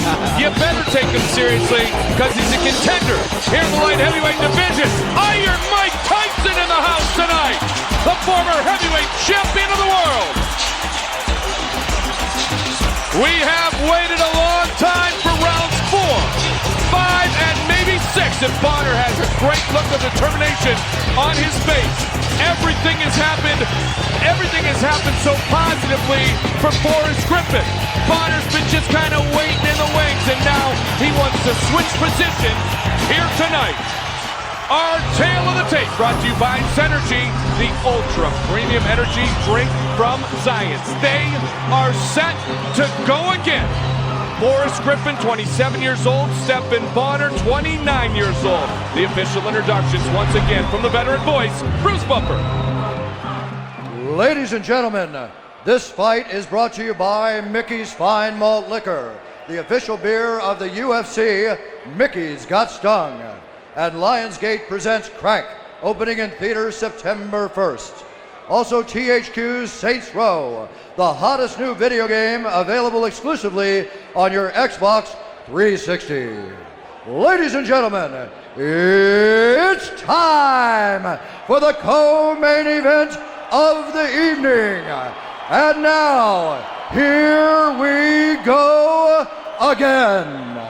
This fight is 3 rounds in the UFC light heavyweight division. Introducing first, the fighter standing in the blue corner.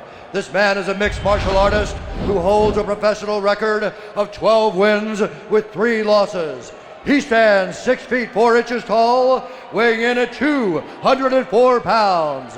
Fighting out of Chicago, Illinois, the American Psycho, Stephen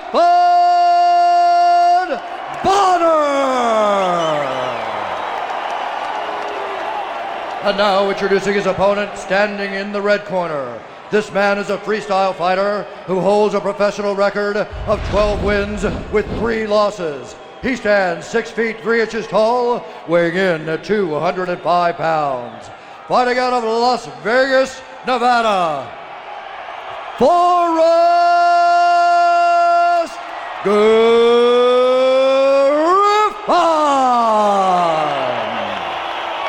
And when the action begins, our referee in charge of this contest is Steve Mazzagatti. Gentlemen, you know the rules, you know what you're here for. We all expect a good, clean, fair fight. I want you to obey my commands, protect yourself at all times. Most of all, come out ready to fight. Hook 'em up. Good luck. Forrest Griffin, Stephen Bonner. Finally, here we go again. You ready? You ready? Bring it on! Oh man, here we go. I want round 4. Here it is. Inside leg kick by Forrest. Will Forrest actually show us his ground skills tonight, Randy, or is he just going to slug away and pick up where they left off? Well, both these guys have huge hearts, and I expect to see it a battle of attrition. These guys like to bang. You're going to see a brawl for sure. It just came, that fight just came at the perfect time. All the exposure of the Ultimate Fighter, the great success of the reality show with you and Chuck as the coaches, and 6-figure contract on the line, and Diego had already won that night, and people were watching, and you couldn't have asked for anything more. Will we get more of the same here tonight? And Stephen almost won that fight in the second round. Forrest, if you'll remember in that first matchup, was in big trouble in the second round. Griffin came forward. Bonner stumbled a little bit, but no damage done. Bonner throwing big overhands, and Forrest looking for straight 1-2s right down the middle.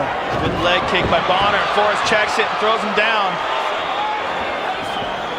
Forrest cutting off the ring very nicely. Again, nice straight punches by Forrest. Now, seriously, you have trained with him extensively, Randy. How much has Forrest Griffin improved? I think he's improved a lot. He's good everywhere. His stand-up especially, I think, is a lot sharper than it was. He's always had good ground skills. The biggest thing is his work ethic and learning to train and train smart. just landed a nice right hand and then followed up with a very nice jab. Nice turning side kick by Stephan Bonner. Spinning back kick. Bonner has a great spinning back kick. He used it through the show. He used it in several of his fights.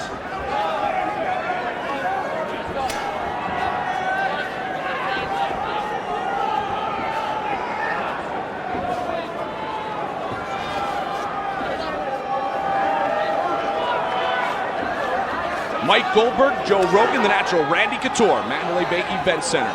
First round of Stephan Bonner and Forrest Griffin.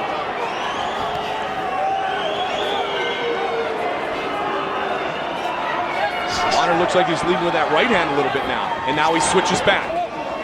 Forrest's hands are much sharper.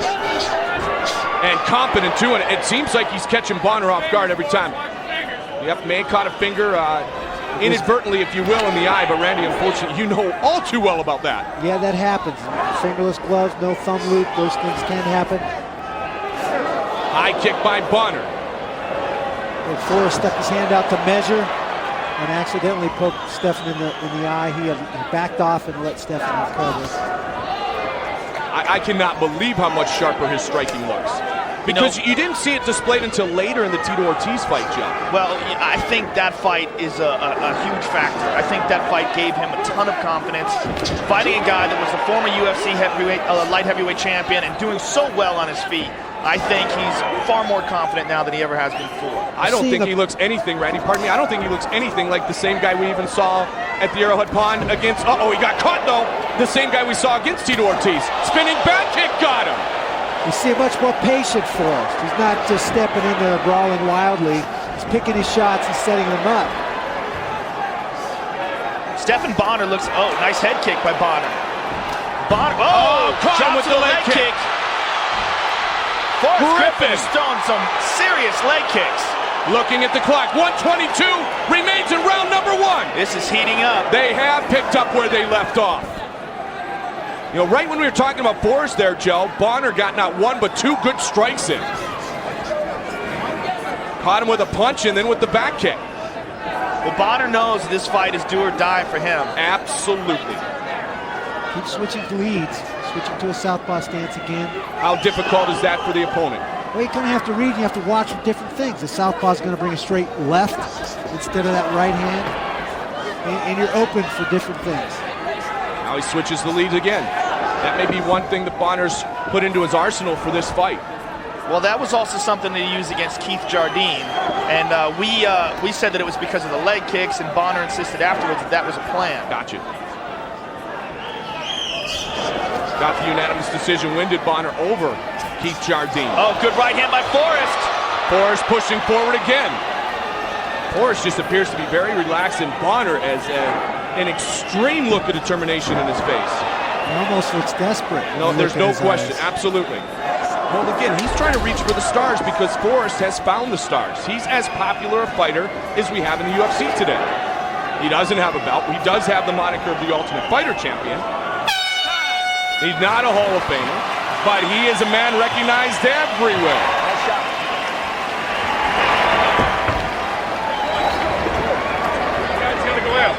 Soneca, sale. Stephan, you gotta let your hands go, Stephan. They got it mouthpiece. Mouthpiece. You gotta let your hands go, Stephan. You gotta let your hands go. Let him go. You gotta get off first. You gotta go first. 1-3-2, your boxing is great. Let's stay patient. Everything is nice and calm. It's flowing nice and easy. You're moving real well. Your timing's perfect, all right? Just psych him out a little bit more. You got him flinching like hell. You got him really flinching. You know what I mean? He's really reacting to what you're doing. Still to come, the main event of the evening. He is the UFC modern day. Hanato Babalu Sobral wants what Chuck Liddell has, the light heavyweight belt. The main event still to come tonight. Round 2 set between Bonner and Griffin. Great job done by Forrest Griffin in round 1.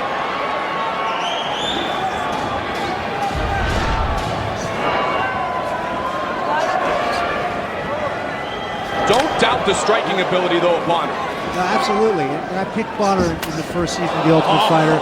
We talk about Forrest's work ethic and Forrest's heart. Stephan has all those qualities as well. That's why that first fight was so exciting.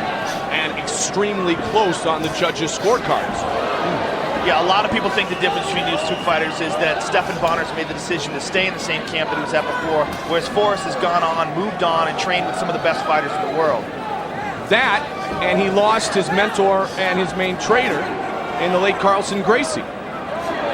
And I agree, and it's something, Joe, and you and I talked about earlier today off the air, is that, I mean, Forrest has come out to Vegas. He's surrounded himself with the best of the best, including the man sitting between us right now, UFC Hall of Famer Randy Couture. And you can see it. Nice right hand by Forrest. His combinations just look extremely sharp right now. Very sharp, very crisp. His boxing nice is overhand far right better. Forrest is bleeding from his right cheekbone. I don't think Forrest is in a fight until he bleeds. Well, he's in one now. He's bleeding under his right eye. Checked it, saw it, like Forrest cares. That's undoubtedly some scar tissue that was probably opened up by Tito Ortiz. Or maybe originally by Stephan Bonner, for sure. Little cut check there by Forrest. And you know what? The interesting thing, though, is that while you say it's a rivalry, it's this and that, these two men have great respect for each other because they spent all those weeks in the house together on The Ultimate Fighter. They were the two jokesters. They both walked away as equals. Right now, Forrest holds the edge, though. Both great guys, great personalities, great character in both of these guys. And realistically, your guy lost. I mean, Chuck's guy won. I mean, if you really want to get down to brass tacks here, right? Very difficult to find a winner or a loser in that fight. I mean, that's what when you get a fight like that and the judges decide one way or another. I mean, it's just, is that a win or a loss? Look at you protecting the Hall of Famer. Look at you protecting the Hall of Famer. That's my opinion, baby. Well, that's why you have a microphone. Oh, caught him. Forrest looks so sharp in his movement, so fluid in his side to side. The way he's moving in and out, his angles. I mean, he really is a much improved striker. He's really been the man to take the center of the octagon, too, Randy, as you pointed out. Caught him with a jab there. And Bonner's circling, trying to avoid, and he's having a very difficult time engaging because the control, the spacing is being controlled by Forrest Griffin. Forrest is doing a great job of cutting him off and shadowing him and getting the angles. Nice combination there by Bonner. Very nice by Bonner. Nice Bonner starts to turn it up. That cheekbone is bleeding badly now. Continues to hit that same spot. Nice inside leg kick. That hurt. Look at the knees, not putting that foot down the same way.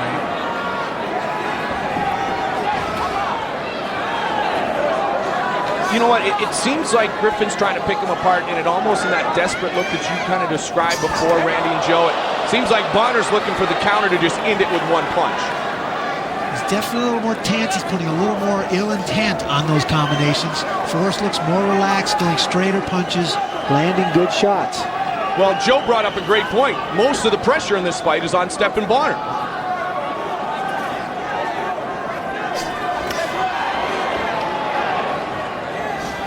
Nice jab. Forget about the ground game. Both guys said, you know what? And even Forrest joked about it. Maybe I'll test out those ground skills sometime, but then again, maybe not. This is probably not the fight. No, not at all. Randy, watching Forrest train, how much does Forrest train on the ground? Oh, he does a lot of training on the ground. We do spend a lot of time doing mixed martial arts, not just refining his boxing and kickboxing skills. We spend a lot of time on the bottom and on the top. Does he drill submissions, or does he just drill positions and how to get off from the bottom, or what does he focus most on? Well, I think he focused most on position because I think in most of his fights he feels like that's going to win for him. But he does practice his submission skills, and he has good submission skills. We have seen him use them. He got Bill Mahood in a rear naked choke. This second round is a lot closer than round one. Bonner's starting to turn up the heat, and it's interesting. Forrest Griffin said he learned a lot about himself against Stephan in the second round of the first matchup. He just wanted it to end at one point, but then he regained his confidence, his composure, and won round three. That was a very nice right hand by Bonner, and a nice jab to follow, and another jab. Bonner's starting to turn it up here in round two. Right on the bell, Forrest threw a punch. It was hard to pull them back once they're launched. 4 and 5, and we launch our way to round 6. Wow. Forrest, you're doing good, buddy. Now this is the last round. You gotta give me a 1-3 off that 1-3. You ask me, I think it's dead even, all right? I need you to get in there and give this last round everything you got right here, okay? Stop this guy, outwork him, okay? All right? You're gonna have to get in there and do that. Tito Ortiz. Doing well for himself. Yes, he is. Nicely done, Tito. Eddie Bravo.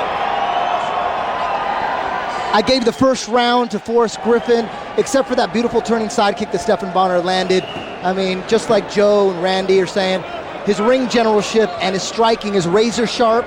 And I also gave him the second round. It's 20-18 Forrest Griffin. Eddie, thank you very much. Eddie will help us score the main event of the night as well between the Iceman Chuck Liddell and Renato Babalu Sobral. Third and final round, and here we go. You heard Mike Pyle in Forrest Griffin's corner say that he thought it was dead even, which is very interesting. I think they looked at that second round.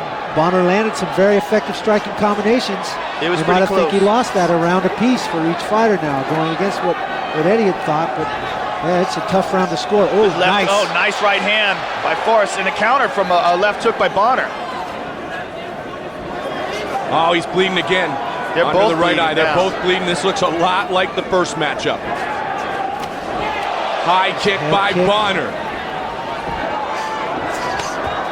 Looking for the Superman punch. He didn't have that in his arsenal before. I bet he did. Just didn't see it, right? Yeah. I bet he's had that one for a while. Exchanging jabs. Both guys in great shape. Neither guy looks tired. And if you ever look at Forrest Griffin's arm and see a weird lump in it, that's because it was broken. And he never even bothered to get it fixed. He broke it in a fight, wound up winning that fight by KO. And still carries around a broken left arm that he meant to get fixed. Talked about getting repaired and getting surgery on it a few times, but never got around to doing it. 3:36 remains in this second conflict between Bonnar and Griffin.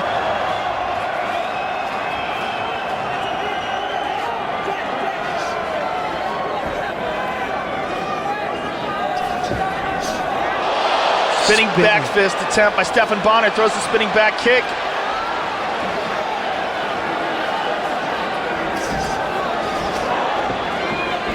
.308 remains. Another cuff check by Forrest there. Forrest has landed some nice leg kicks. You know what? The decision went against Bonnar before. I know Bonnar doesn't want to put it in the judges' hands again here tonight. He does not want this fight to go to the judges' scorecards. He's got less than 3 minutes. It was interesting, too, that Forrest was pretty funny when, speaking of the decision loss to Tito Ortiz that many, as you said, believed went against him. He said, Joe, he said, you know what, I got kind of lucky against Stephan. I guess the judges just didn't think I was going to get lucky twice. And that's the humility that Forrest Griffin has, which makes him so popular. I think it also makes him able to improve so much because he doesn't have a messed up ego or distorted perception of reality. He knows his strengths and weaknesses. And you know what? For that matter, Randy, either to Stephan Bonnar. No, he doesn't. Head kick by Forrest. No, he doesn't. They're both great guys. They're both very grounded, very in touch, and wanting to improve and be the best fighters they can be. They don't think they're there yet. Very intelligent guys as well, and excellent representatives of mixed martial arts. Forrest clinches. Thought we were going to see some ground action. Nah, no way. Not with 2 minutes left. Real good exchanges in this round. I think I'm really going to say it again. I think I'm going to want to see round 4 again. Let's make it a championship fight that's not a championship fight, so we can get 5 rounds out of it. Bonnar's got to push it here, Joe, doesn't he? For sure, for sure. Stephan Bonnar is behind the scorecards, according to Eddie and according to me as well. And he's got to do something here. Randy, you agree? I'm reading it the same way. I think that second round was closer, but I think Forrest eked it out. Sharper punches, and I think he's doing the same thing in this third round. Good right hand. Nice inside leg kick. Inside leg kick by Forrest Griffin. Oh, good left hook. He is picking him apart here. Forrest is really putting nice combinations together here this evening.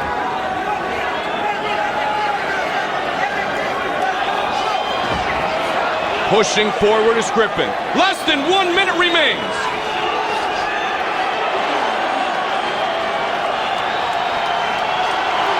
Nice jab. They are on their feet here at the Mandalay Bay Events Center. And we still have Liddell and Babalu tonight. Nice right hand by Stephan Bonnar. And another. 30 seconds remains. Look into the eyes of Stephan Bonnar. Nice overhand right by Forrest. Forrest just took out his mouthpiece, spit, and then put it back in. 15 seconds. Oh, big right hand. Nice right hand. Little leg trip attempt by Forrest Griffin. Look at this. They still are pushing the pace at the end of the fight. Wow. Great Another fight. great fight. The crowd is on its feet in appreciation. What another great fight from these guys. 6 spectacular rounds in the books between Stephan Bonnar and Forrest Griffin.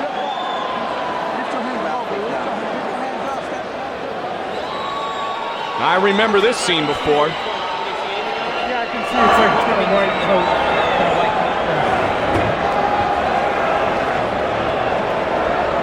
Eddie Bravo, your thoughts? Well, that round was pretty damn close. Bonnar did do some good things there, but overall, throughout the whole fight, Forrest Griffin was pressing the action. He had octagon control and ring generalship, and his defense was on point. He kept making Bonnar miss with those big shots. I got it a shutout, 30-27, Forrest Griffin. Eddie Bravo, thank you very much. So it could very well be another unanimous decision victory for Forrest Griffin.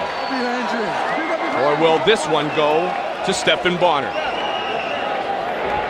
We will soon find out. I got it again.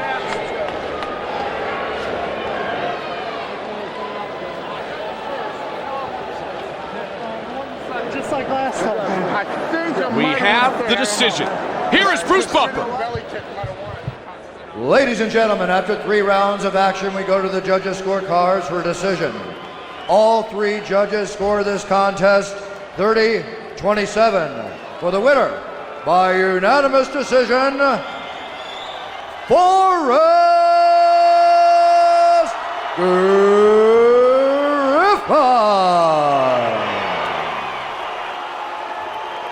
What can you do if you're Stephan Bonnar? Here's Joe.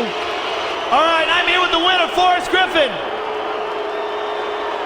I'm not sure if they're booing or cheering. Come on.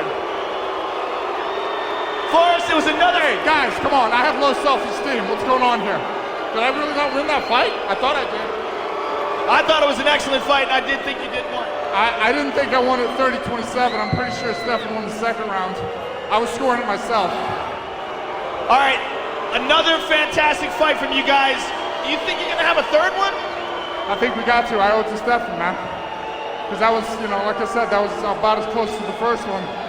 I didn't gas in this one, but then again, I wasn't as active as he was. So, guys, come on, man. We're trying.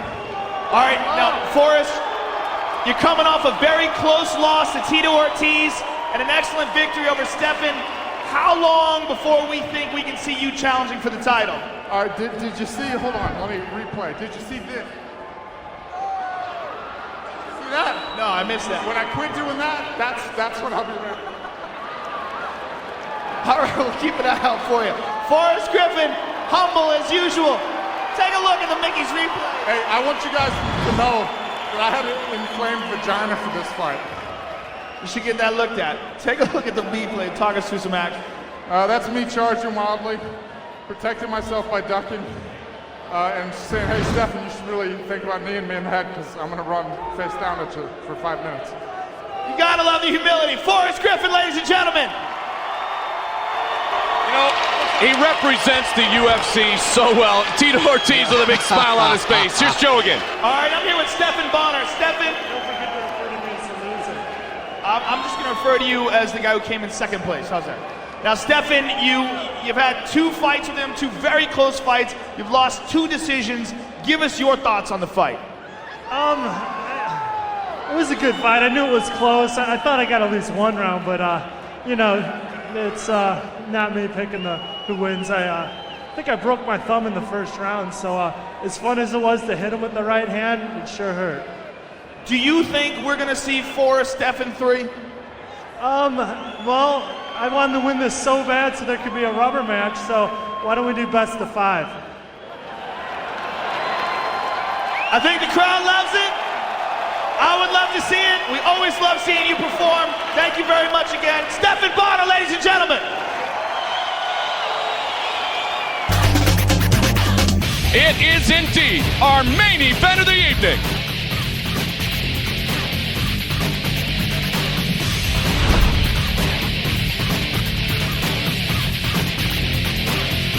You know, for a while it was Tito, and then it was Randy, who wore the light heavyweight belt and enjoyed the fame and fortune that comes along with being the most popular fighter in the UFC. But believe me when I tell you this, today, Chuck Liddell is the poster boy for the Ultimate Fighting Championship. He is the light heavyweight champion. He is the most feared striker in the world. He is the man Babalu wants to trade places with. He's only been knocked out once in his career. That was 3 years ago. He's gonna look into my eye, he's gonna see that I'm different now. Sooner or later, I'm gonna catch you, and you're gonna go down. One mistake, he's out. This man, you want to talk experience? Yeah. This is a guy that's fought all sorts of world champions. Babalu, he's a guy that's not afraid to get hit. I'm a wrestler, but I can do everything. I can punch, I can kick, I can just go to the ground. I came from the Muay Thai, I came from the kickboxing, and I train in Jiu-Jitsu. Looks like he's got a triangle here. He's caught! He got him! I want to be the champion to prove to myself who I am. Here we go! Chuck Liddell knocks out Babalu! Since that fight when I lost him, I looked to myself and said, this is not gonna happen to me again. You know, I think he's most famous for me kicking him in the face. I don't care if he said that he make me famous when he kicked my head. I just want to kill him. Oh! Big head kick! Since that fight, I have 10 wins. 10's a good streak. So I ended for him. He won't forget me after this fight. Chuck Liddell, excellent kickboxer, great wrestler, and the best takedown defense in the game. Very, very dangerous man. You know what I'm going to do. I'm going to try to stay up on my feet and try to knock you out. Combination uppercuts. I have the confidence in my punches that sooner or later one of them will knock you out. I love fighting. Anytime I'm on my feet, I'm dangerous. Right now, I feel like I'm at the top of my game. I am the best in the world, without argument. Like that. Oh, big look! There goes Randy! I think it's going to be a good one. I will catch him. He beat me, he think he's gonna beat me again. About rings, we're going to fight. I will surprise him this time. You make one mistake and the fight's over. I win. I know what I want, and Chuck has what I want. It's a belt. No, he won't get that belt. Not from me. Once again, join Joe Rogan, Randy Couture. Randy, if the fight remains on its feet, how close to unstoppable is Chuck Liddell modern day? On his feet, it's only a matter of time. Chuck is the best at finding his range and his rhythm and landing that shot that's going to end the fight. That being said, you did take him down in the first round. And Joe, I think the question everybody has right now is, can Babalu first take Chuck Liddell down, and then can he keep him on the ground, try to use his jiu-jitsu? Babalu is an excellent wrestler, and he has seen what he believes is holes in Chuck Liddell's takedown defense. He believes that when Chuck Liddell stands up, he exposes himself, especially his back. We'll see if he can do that. Randy Couture talked to me earlier about Babalu's wrestling skills, and when you think Brazilian, you think jiu-jitsu. When you speak of Babalu, you're talking about a great wrestler. He better take this fight down, or Chuck may very well knock him out.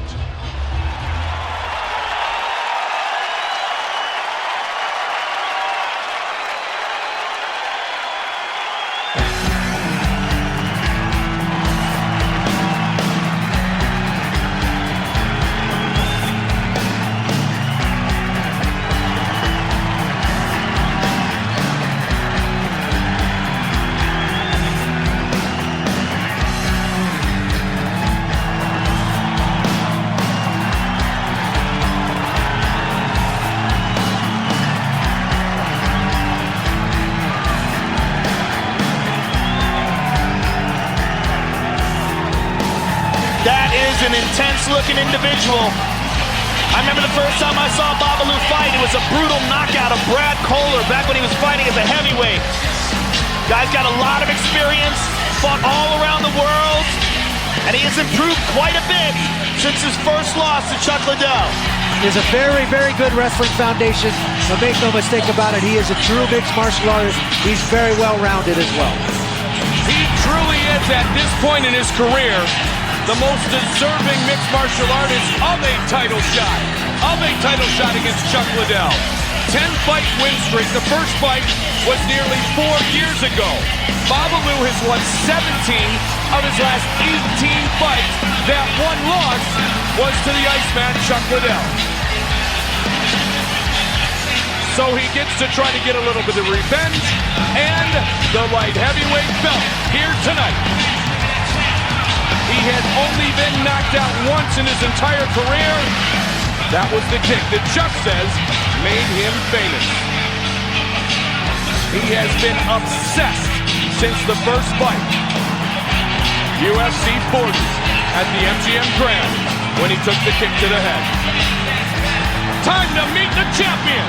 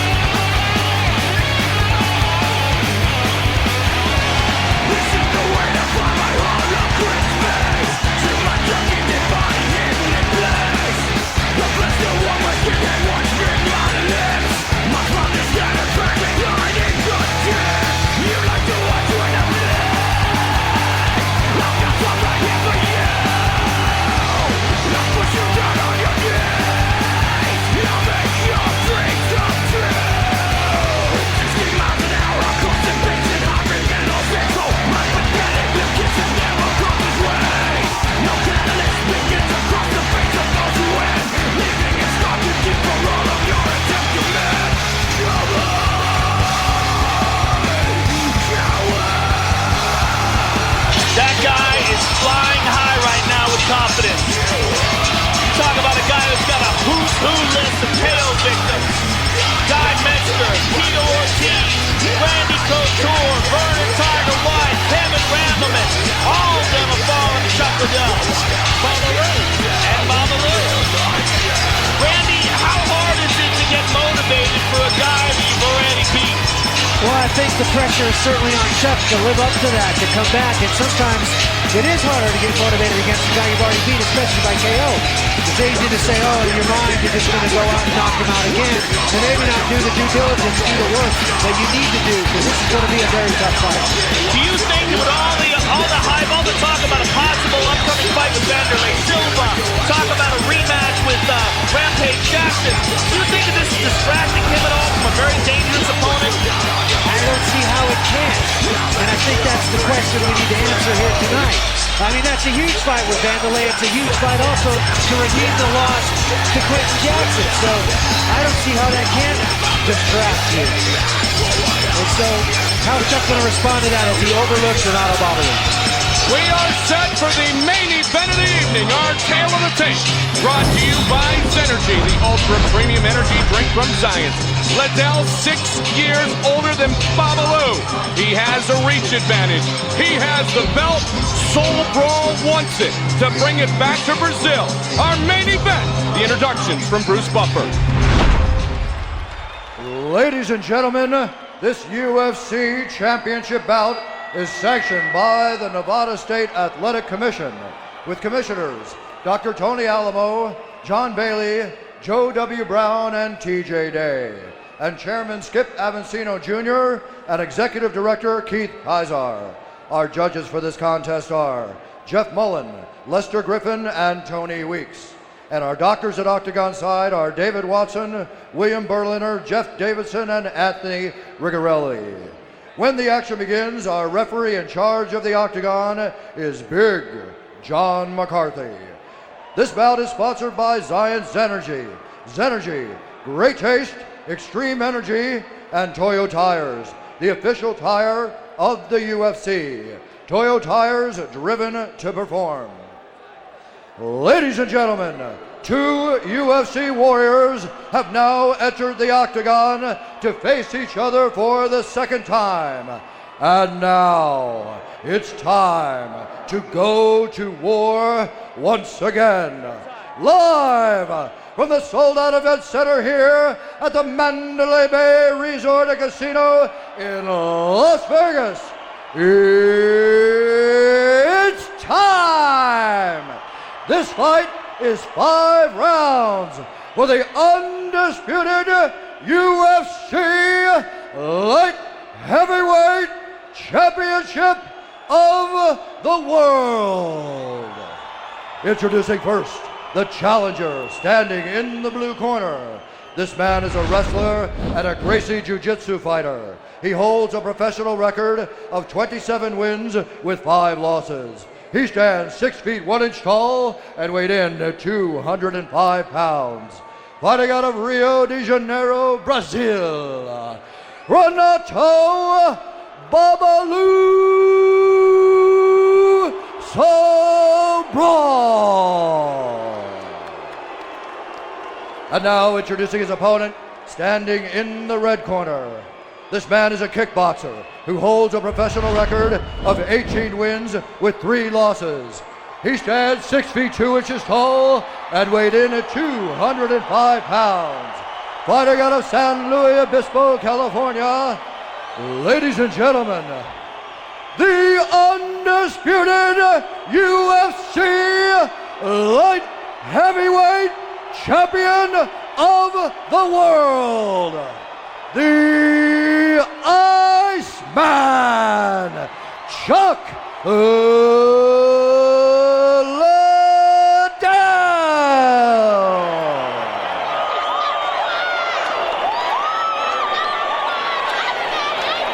They love the Iceman, Chuck Liddell. You received your instructions from your dressing room. Do I have any questions from the challenger? Do I have any questions from the champion? Fight clean, fight hard, fight fair, touch gloves, get back. I'll tell you what, that is a look of determination in the eyes of Babalu. And it seems that Liddell is just relaxed like it's just another day at the office and he doesn't think it's going to last very long. Light Heavyweight Championship. Babalu. McCarthy, our referee. Here we go, stepping back, Renato, stepping back. You ready? Are you ready? Let's get it on! Against Liddell, and here we go! Here we go indeed.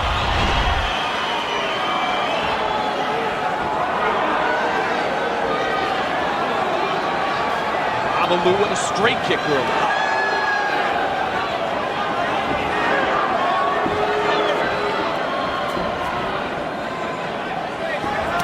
Liddell is the best in the world, taking advantage of just a split-second error. Will Babalu look to shoot, or will he try to exchange with the Iceman? He's an outstanding wrestler, very decorated wrestler, Babalu. Something that Randy, you and I were talking about this earlier. Chuck is coming off a pretty serious foot injury. Yeah, it's interesting to see it. You know, I know he got up to like 235, almost 240 pounds. How far out of shape did he get? And how was his road back to getting into shape for this very tough, big fight? Quick hands by Babalu early. Liddell retreats. Liddell with an uppercut. Caught Babalu. Babalu seems to be okay though. But he's hurt bad. Now he's hurt again. Could be over here. Liddell trying to finish it quickly. Can Babalu survive? McCarthy on top of the action. Wow, Babalu is in big trouble. He's surviving, but barely. Great job by Babalu to survive, but for how long? Oh, another big right hand. Teeing up is Liddell. Unbelievable. It's all over. Babalu is fighting Big John McCarthy. He doesn't even realize the fight's been stopped. Wow. Unbelievable. Quicker than the first fight.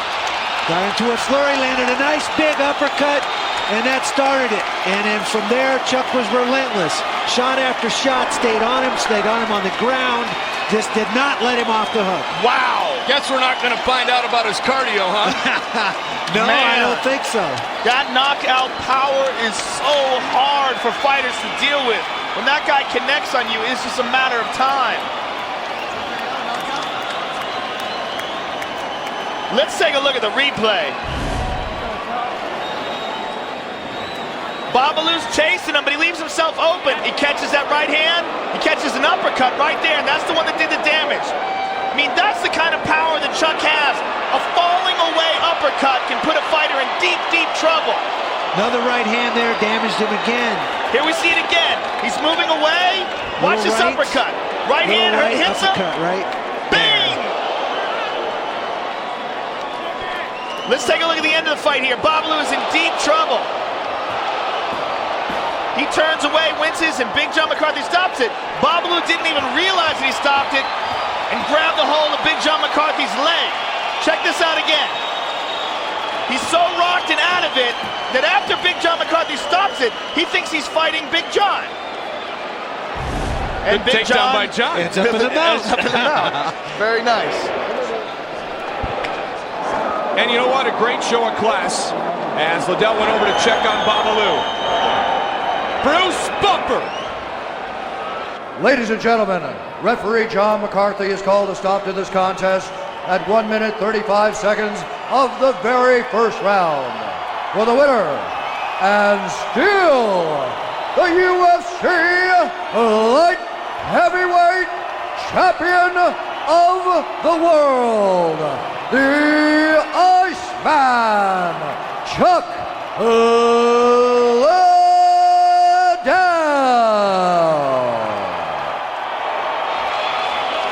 1 minute and 35 seconds. You know what? Tito wants him next, so Tito's glad that happened. Tito's got to worry about Shamrock first. Here's Joe. All right, I am here with the winner, the UFC Light Heavyweight Champion, Chuck Liddell. Now, Chuck, a lot of people thought coming into this fight that Renato Babalu Sobral was going to be one of your biggest tests. You took care of him very easily. What is motivating you now, and what do you see as a challenge for you on the horizon? Well, first off, everybody, Voodoo Lounge at the Rio. We're partying later. That's gonna be a good one. All right. Fighting motivates me. I love this sport. I love what we're doing here. And where's that big hitter guy at? This guy over here, that guy motivates me too. I get another shot at it. I think we can talk him into fighting me again. Perfect. He says thumbs up. Perfect, I'm ready for it. Now, would you rather have that? If he's in shape, we go right now.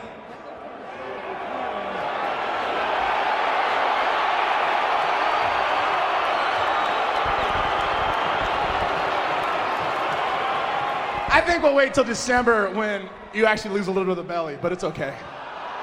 Oh. That belly's permanent, sorry. The belly's permanent? You gotta love Chuck Liddell. I had to congratulate him, though. Good job, Chuck. All right, Chuck, what is more important to you? Is it a fight with Tito or a possible fight with Pride star Wanderlei Silva? Either one's fine with me. Both of them, I think Wanderlei Silva will be a fun fight for me. I think it's gonna be one round, guys. I'm sorry. All right, Chuck, take a look at the big screen. Talk us through the Mickey's replay, the brutal knockout. Well, he was coming after me hard. He wanted to come after me. I'll catch you sooner or later. You keep coming at me like that, I'll keep throwing punches. I caught him with the uppercut. I just stay on him. I'll exchange. If I can get you to throw at me, I'll exchange. We've been throwing that all the time. John's a great trainer. We're trainers. John set that stuff up. I just kept going after him, finishing it. All right, Chuck, another impressive performance, probably your most impressive to date. Hey, toe-to-toe, Marley Powers, and Science for sure. Thanks for sponsoring me. The Iceman, Chuck Liddell, ladies and gentlemen. All right, Randy, 135, I thought we might see a little bit more. You? Yeah, I did too. I thought this could go longer. Renato a little wild, chasing after him pretty hard. Not terribly crisp and sharp with his striking, and he paid the price for it. The amazing thing is, as I had said right at the beginning of the fight, is that Chuck Liddell right now, Randy, and unfortunately you know not once but twice, is the best in the world at waiting for that moment. And when he gets that moment, he rarely misses it. He's the best at this. He's the best at finding that range, finding that shot that's going to end the fight. Here's Babalu chasing wildly, wide open, looping shots. You see the overhand right, and then you see the uppercut. Bam! That knocks him to his knees. And frankly, I'm surprised he survived as long as he did here. He catches him again with the uppercut right there. And you know when he caught him? Feet and recover. And you know when he caught him, Brandy? Was when he was going to shoot. Because he was getting hit, but Babalu was looking to shoot, and bam, he caught him with the uppercut. I think that first overhand right led him to bring his head down and kind of reach for Chuck, looking for his legs or his body. And say so much for this stand-up thing with Chuck Liddell, right?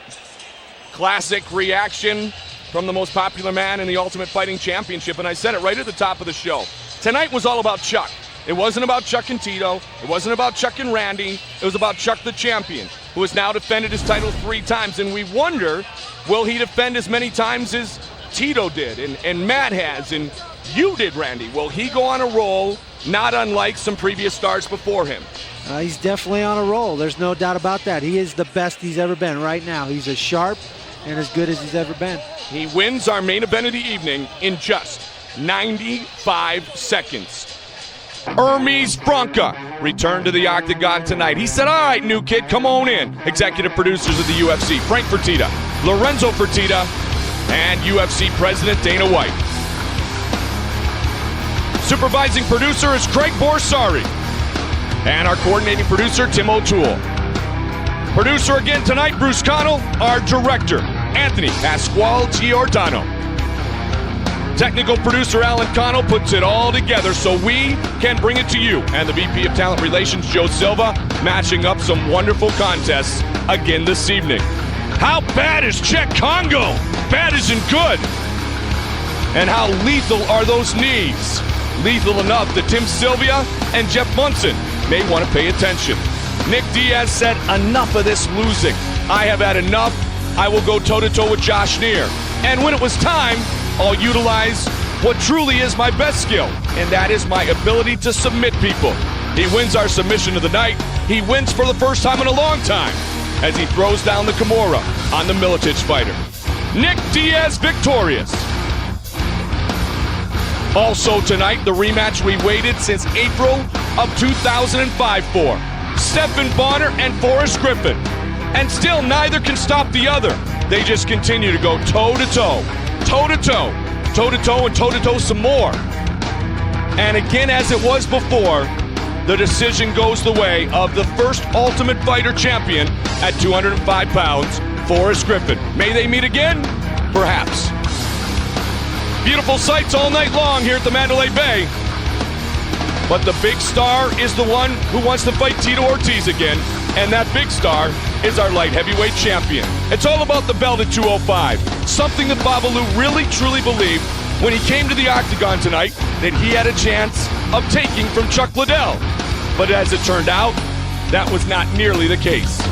It took only 95 seconds for the Iceman to once again remind us that he is the most feared striker in the world today. For my partners, Joe Rogan and Randy the Natural Couture, Mike Goldberg saying so long until next time. We see you right back here inside the octagon.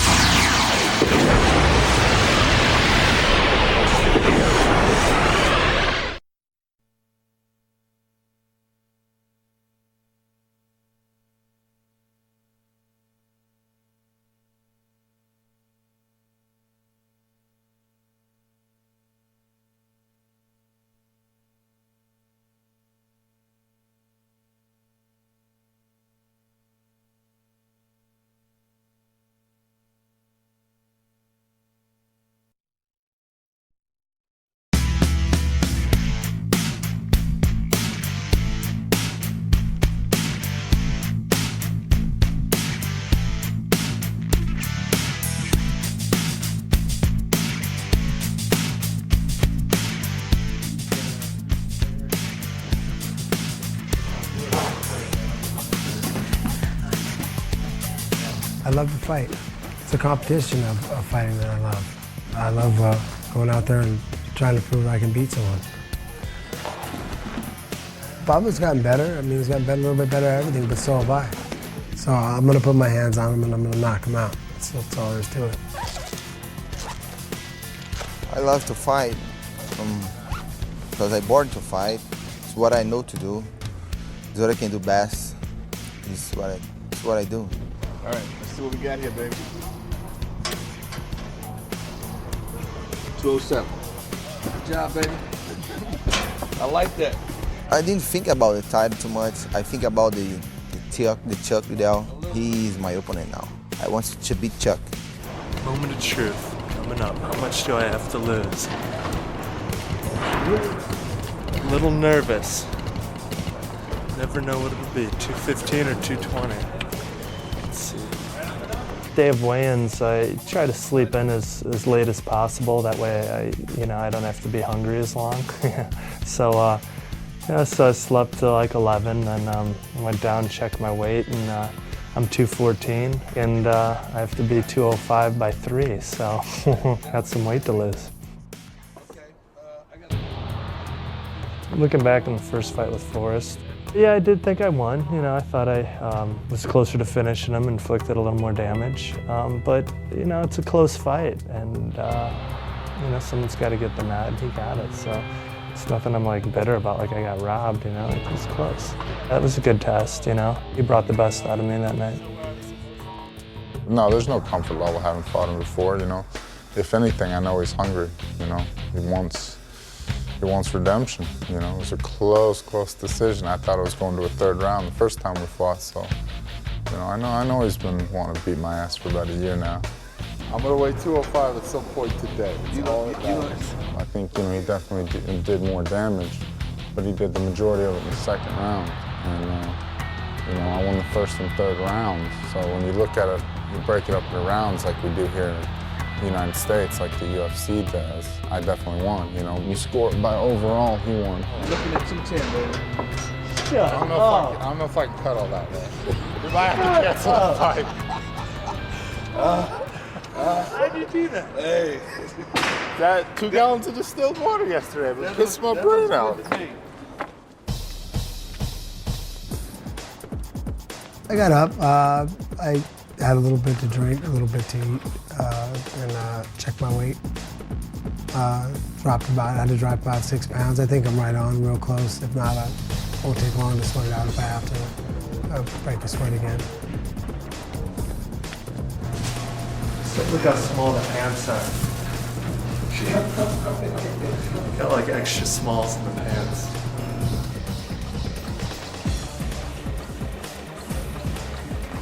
More nervous, the last few weeks. Thinking about it now, it's kind of relaxed, just ready to fight.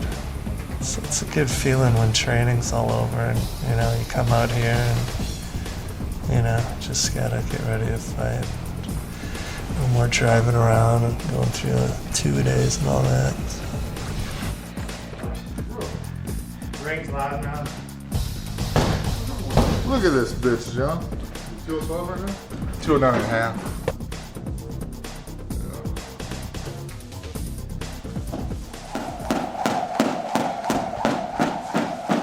See that? See what Chuck's cornerman do? I get you on a better routine. That's what I do. I came in Tuesday, I was 222.5. I was a little worried. I thought I wanted to stay under. I like to stay under 220, stay about 219 if I can. Did some things, some secret tricks.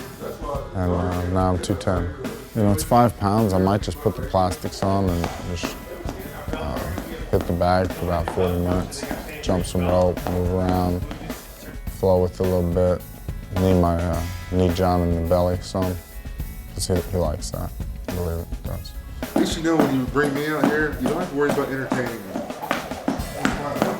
Oh, yeah. John Grantham was my coach back in Georgia, back in the day, and it's just, I need a friendly face with me, that guy in the corner, that guy that you kind of been there with and you fought in foreign countries with, and you just, we've been there for each other, we're pouring to each other. And, it's just, I don't really train with him that much. I don't get the opportunity. His life went a different direction. He doesn't fight professionally anymore, but, it's always nice to have that that back home presence. Serious. The hound back. You know, I learned a lot about myself in that first fight with Stefan. He's good at everything, so I tried to crispen everything up. You know, I worked wrestling, I worked jiu-jitsu, probably not as much as I should have, but you know, what can you do? And I worked a lot of boxing, kickboxing. I worked kickboxing so I could walk. I went through this brief stint where I thought I was going to be a Muay Thai superstar, and then I realized I was not going to be a Muay Thai superstar. 206 even, I better breathe hard.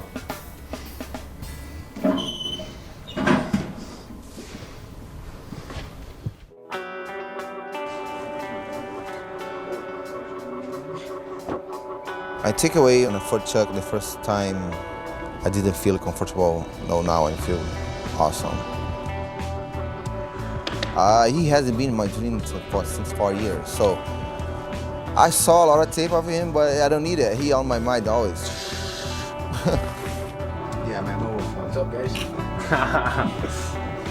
My big sponsor. That's right. Big sponsor. At Mobile. What are those? What are those? I'm so calm for this fight. It's kind of weird, no? Because sometimes I try to get mad. I try to get weird feelings, but so relaxed because I know they're gonna win. So I'm happy to be here.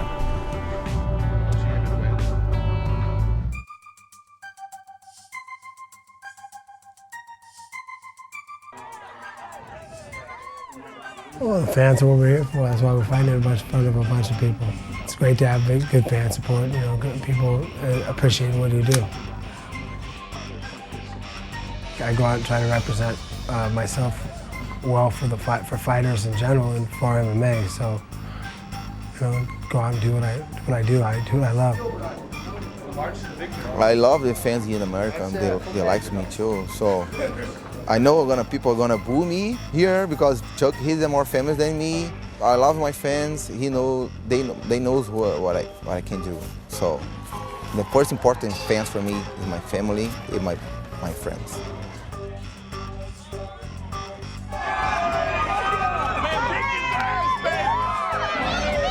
You know, the fans are everything in the sport. You know, it's for the fans. That's why you do it. You know,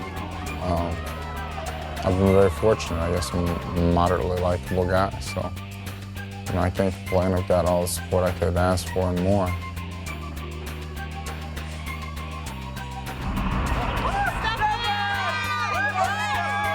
Yeah, the fan support's great. You know, it's nice being acknowledged, taking pictures, signing autographs. But you know, I know for this fight he'll probably be getting more of the applause, which is fine with me because what I really want to see is when I'm leaving that ring victorious and they're carrying Forrest out, I want to see those fans crying. As the co-main event of this fight, we have the highly anticipated rematch between Stephan Bonnar and Forrest Griffin. Me and Stefan had a really good first fight. I think it was pretty impressive, pretty fun fight to watch, you know. As far as can you do it again, and is there pressure to do it again?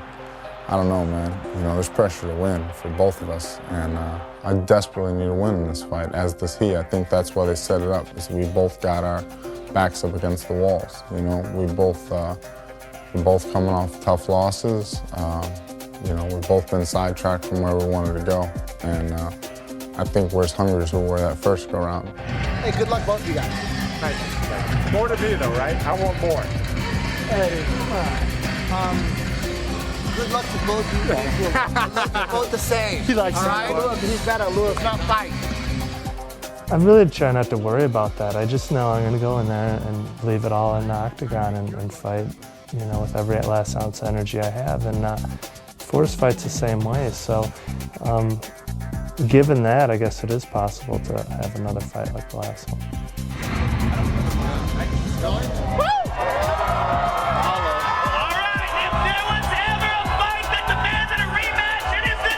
It's a must-win. You know, losing's just not an option here. I want to keep going up the food chain, so losing won't get me there. So I'm not gonna, you know, even acknowledge the thought of losing. You know, I'm winning this fight no matter what. 204 pounds for Stephen.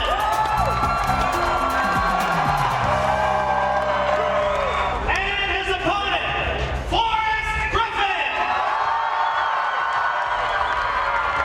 205 pounds for Forrest Griffin.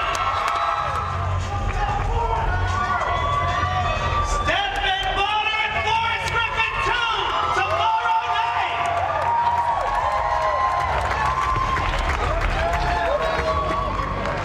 All right, this is it. The main event. For the UFC Light Heavyweight Championship of the world. I don't have any feelings against Chuck. He's all business. It's cool. You know, it's sport live. He's the same level. We are the same level here, all the fighters. So some fighters is a but you know, the most of us like us respect each other. 205 for Buffalo. The mentality for someone I already beaten doesn't change. I mean, if I'm fighting them, they're tough. And they're a guy that I respect. And if I don't go out there and respect them, these guys will beat me. You know, if I don't come out there and get up for them and get up there and treat them like they can beat me, they will. 205 for the Iceman.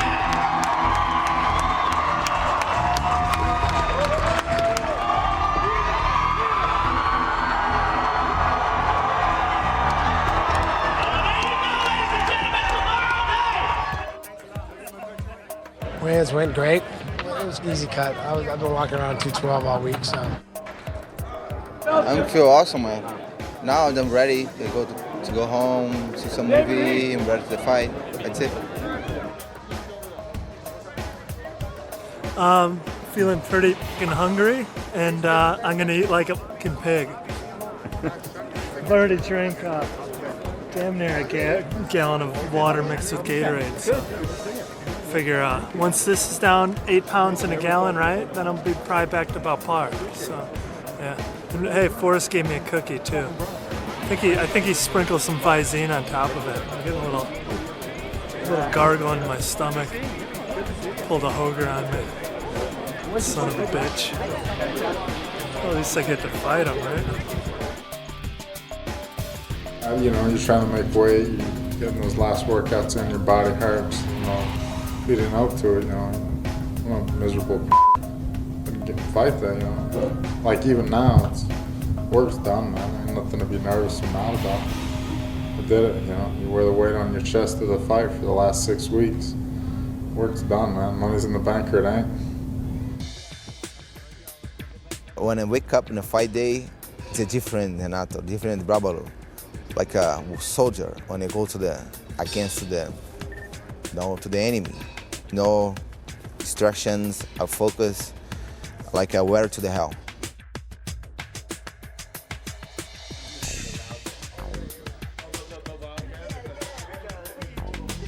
On fight day, you know, I just get up when I feel like it, eat something, lay around, goof off, watch movies. Well, it's always important to have those guys around helping me get ready for fights. You know, John, Dan, a lot of guys from home that really help me out.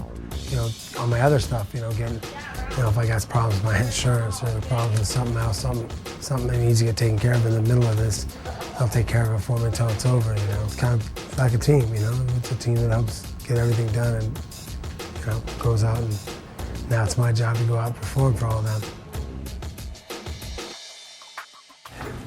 What do I do with those tickets? On a fight day, I like to get up. I'm a big breakfast fan, so I'm gonna drink some coffee, eat some breakfast, do a little yoga. I might take a hot bath and play the fight over in my head. You know, in the bath one time, try not to touch myself while I'm thinking about fighting because that'd be wrong. And once I play, you know, all the different scenarios out, I'm gonna sit in my bed, I'm relaxed, I'm gonna watch stupid comedies until it's time to go to the arena, and then I'll turn it on, get in the character. You know, like, you know, when John Travolta was talking to Sam Jackson in Pulp Fiction, and get in the character, that's what I like to do before a fight. You know, I like to look at myself in the mirror like a Quentin Tarantino movie and say, all right, you're gonna go out there, you're gonna drink, you know, something of that nature. Even with the accent, too. I like to do that. That's how I get fired up. Fight day, you visualize, you go over, kind of your techniques in your head, and I like to relax, just lay down and close my eyes and visualize things.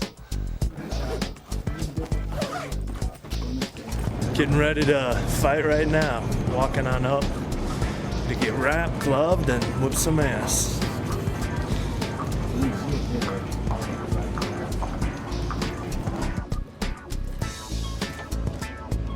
I have a big hard time in my life when my brothers die. But 1 year after my daughter's born, and she gave me power every day when she smiled to me. She make me stronger. The number one driving force behind Babalu's, motivation tonight is revenge. He's never been knocked out in his career. Chuck knocked him out. Out of 35 fights with the world's best, he's only been knocked out once. And now he has a chance to return that favor. Number two, he's fighting for his team and his family. He's got Maria Fernanda, his daughter, on his mind, his whole family on his mind, and his teammates. We're all here supporting him, and we really feel it's his time, and that's why he's so motivated. He just feels like it's right. This is his turn. My team and John too been important. I mean, I wouldn't be where I'm at without them. Ackerman's helped me my whole fight game for the last 15 years. So yeah, I wouldn't be here at all without those guys, or the guys that train with me for that matter. I think Chuck has a great team. We got myself, we got John Lewis, we got Scott Adams, we got Scott Lighty, we got Glover Teixeira, we got Chuck Scanlon. We got probably one of the best teams around training Chuck, and everybody's focus is Chuck Liddell. So it's working pretty well. Forrest Griffin is very tenacious. He's in great shape. He doesn't wear down, and he has pretty good retard strength, and he takes a punch really well. And he doesn't mind getting hit too much either. He likes staying in there and brawling. And I have some of those similar strengths, so that makes for a good fight. Weakness-wise, he's hittable. He doesn't have the best defense, but he takes a punch really well. So that's what I'm going to try to exploit. I'm going to try to hit him a lot. That slide step, slide turn, 1, 2. Nice, there we go. Slide step, 1, 2. Forrest has put in a lot of hard work, so we're just ready to go. He's been very sharp this week, and we try not to make it like it was last time, a brawl. He's worked on a lot of different things, and he's looked good in the gym, and we're just going to go out there and implement our game plan and come out with the victory. Stefan's strengths are obviously he's well-rounded. Really respect his jiu-jitsu. Good top game, good bottom game. I think his stand-up's crisp is good, his Muay Thai is good. He's got a nice push you against the fence, snatch double. And mostly he looks for that as far as his wrestling. His wrestling defense in his last fight wasn't great. But then again, I'm no Rashad Evans, I didn't wrestle in college. Come to think of it, I didn't wrestle in high school. Come to think of it, I never wrestled. But he's decent everywhere. He's good everywhere, actually. I'll give him credit. I'm anticipating a really good fight between Stefan and Forrest. And they're both very aggressive. They both like to punch and bang. They both have very good ground skills. So the only thing I can think about is just waiting to see this fight. I've been waiting to see the rematch for a long time. I thought Stefan won the last one. He could have put him away a couple times, so hopefully this time he does. The strategy is pretty much to hit him and move, not to stand in front of him. Like last time, stood in the pocket an awful lot and got hit back. So it'd be nice to get off and get out and hit and shoot an angle. And he's good from the clinch, so I'd like to stay out of his clinch and push off. When he's trying to clinch me, he also likes hitting takedowns from the clinch. He's not too much of an outside shooter, so staying out of the clinch, I'm avoiding his big strength with his knees and his clinch game and his takedowns. Stefan is a goer. We know that. We know that from the first fight. He's going to come hard. He's going to come strong, and he's got something to prove. He lost his last time, so he's very hungry, and he felt he beat Forrest the last time out, so obviously he wants to prove a point. They can come out there and do it tonight, and Forrest's job is to neutralize all that and stick to his game plan, stay patient, and fight his fight. Yeah, nice. That's it.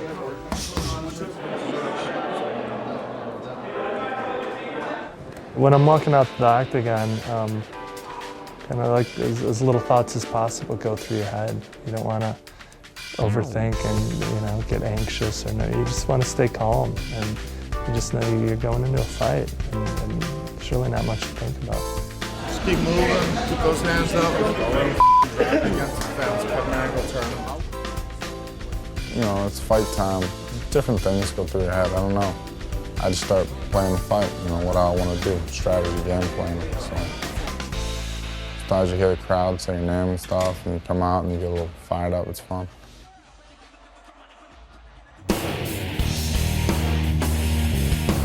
Baba's a good rounded fighter. He's got decent stand-up. He's got okay takedowns and really good ground.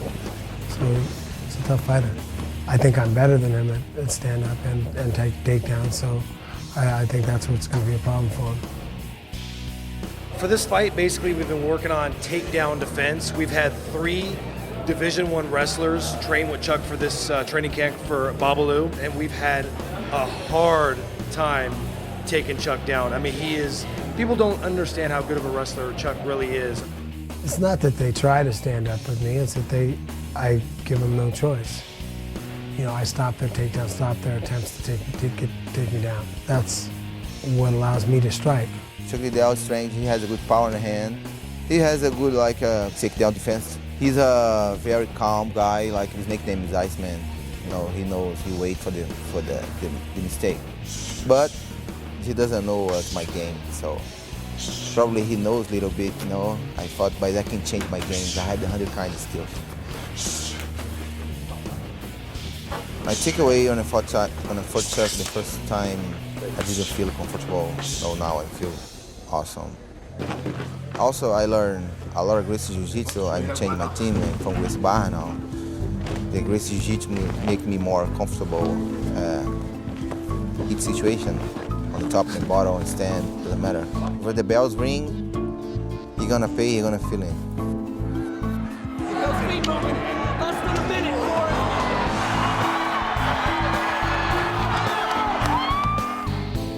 When I walk out of my fight, I don't have to ask nothing. I just say thanks to the God because God bring me to here. He holding my hand, to the cage. After that, it's between me and Chuck. Then I'll go to the cage, take a breath, think about my daughter. It's an amazing feeling. It's this keep me alive. Well, I'm walking out the octagon, I'm just ready to go. I mean, all the training's been done, all the waiting's been done, now it's time to go. Shit, why didn't I just make it happen, man? You even threw 1, 2 there.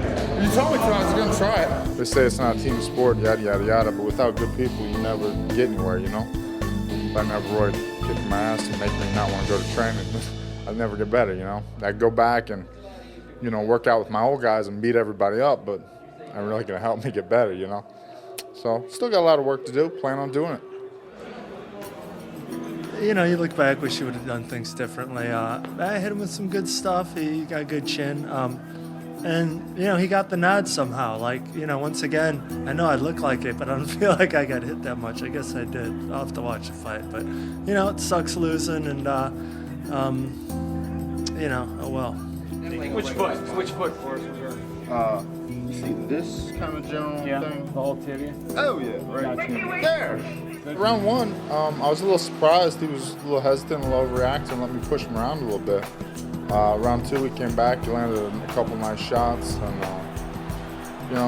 round 3, his corner was screaming, push the pace, so I tried to. They were screaming, push the pace. I was like, all right, I'll do it. But that Brazilian guy says push the pace, I better do it. Just got the stitches out Wednesday, so I was a little more aggressive in the second round. I wanted to gauge the distance. I wanted to be a little careful too. I was a little concerned with, I had a little cut, didn't want to open up. So, I was concerned with that, and I wanted to get my range down and look to counter him at the beginning. This is hilarious. What's next? It's called Dana, Joe Silva, Greg all sit around a steak dinner with a big bottle of wine and say, let's have Bonner fight Babalu, you know. So who knows? I just sit by the phone and listen to him gonna fight. Keep the streak going, you know, keep alive, keep staying in the UFC. That's what's important, you know. Keep winning fights, one way or the other, you know. Stay here and keep fighting. I don't want to work for a living. Chin down.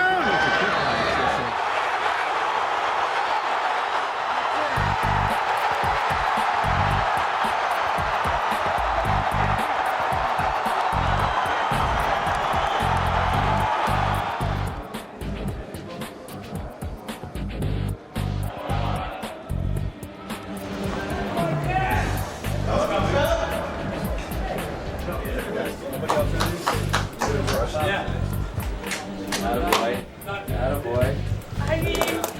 And here's the belt. It's gonna take us another 2 hours.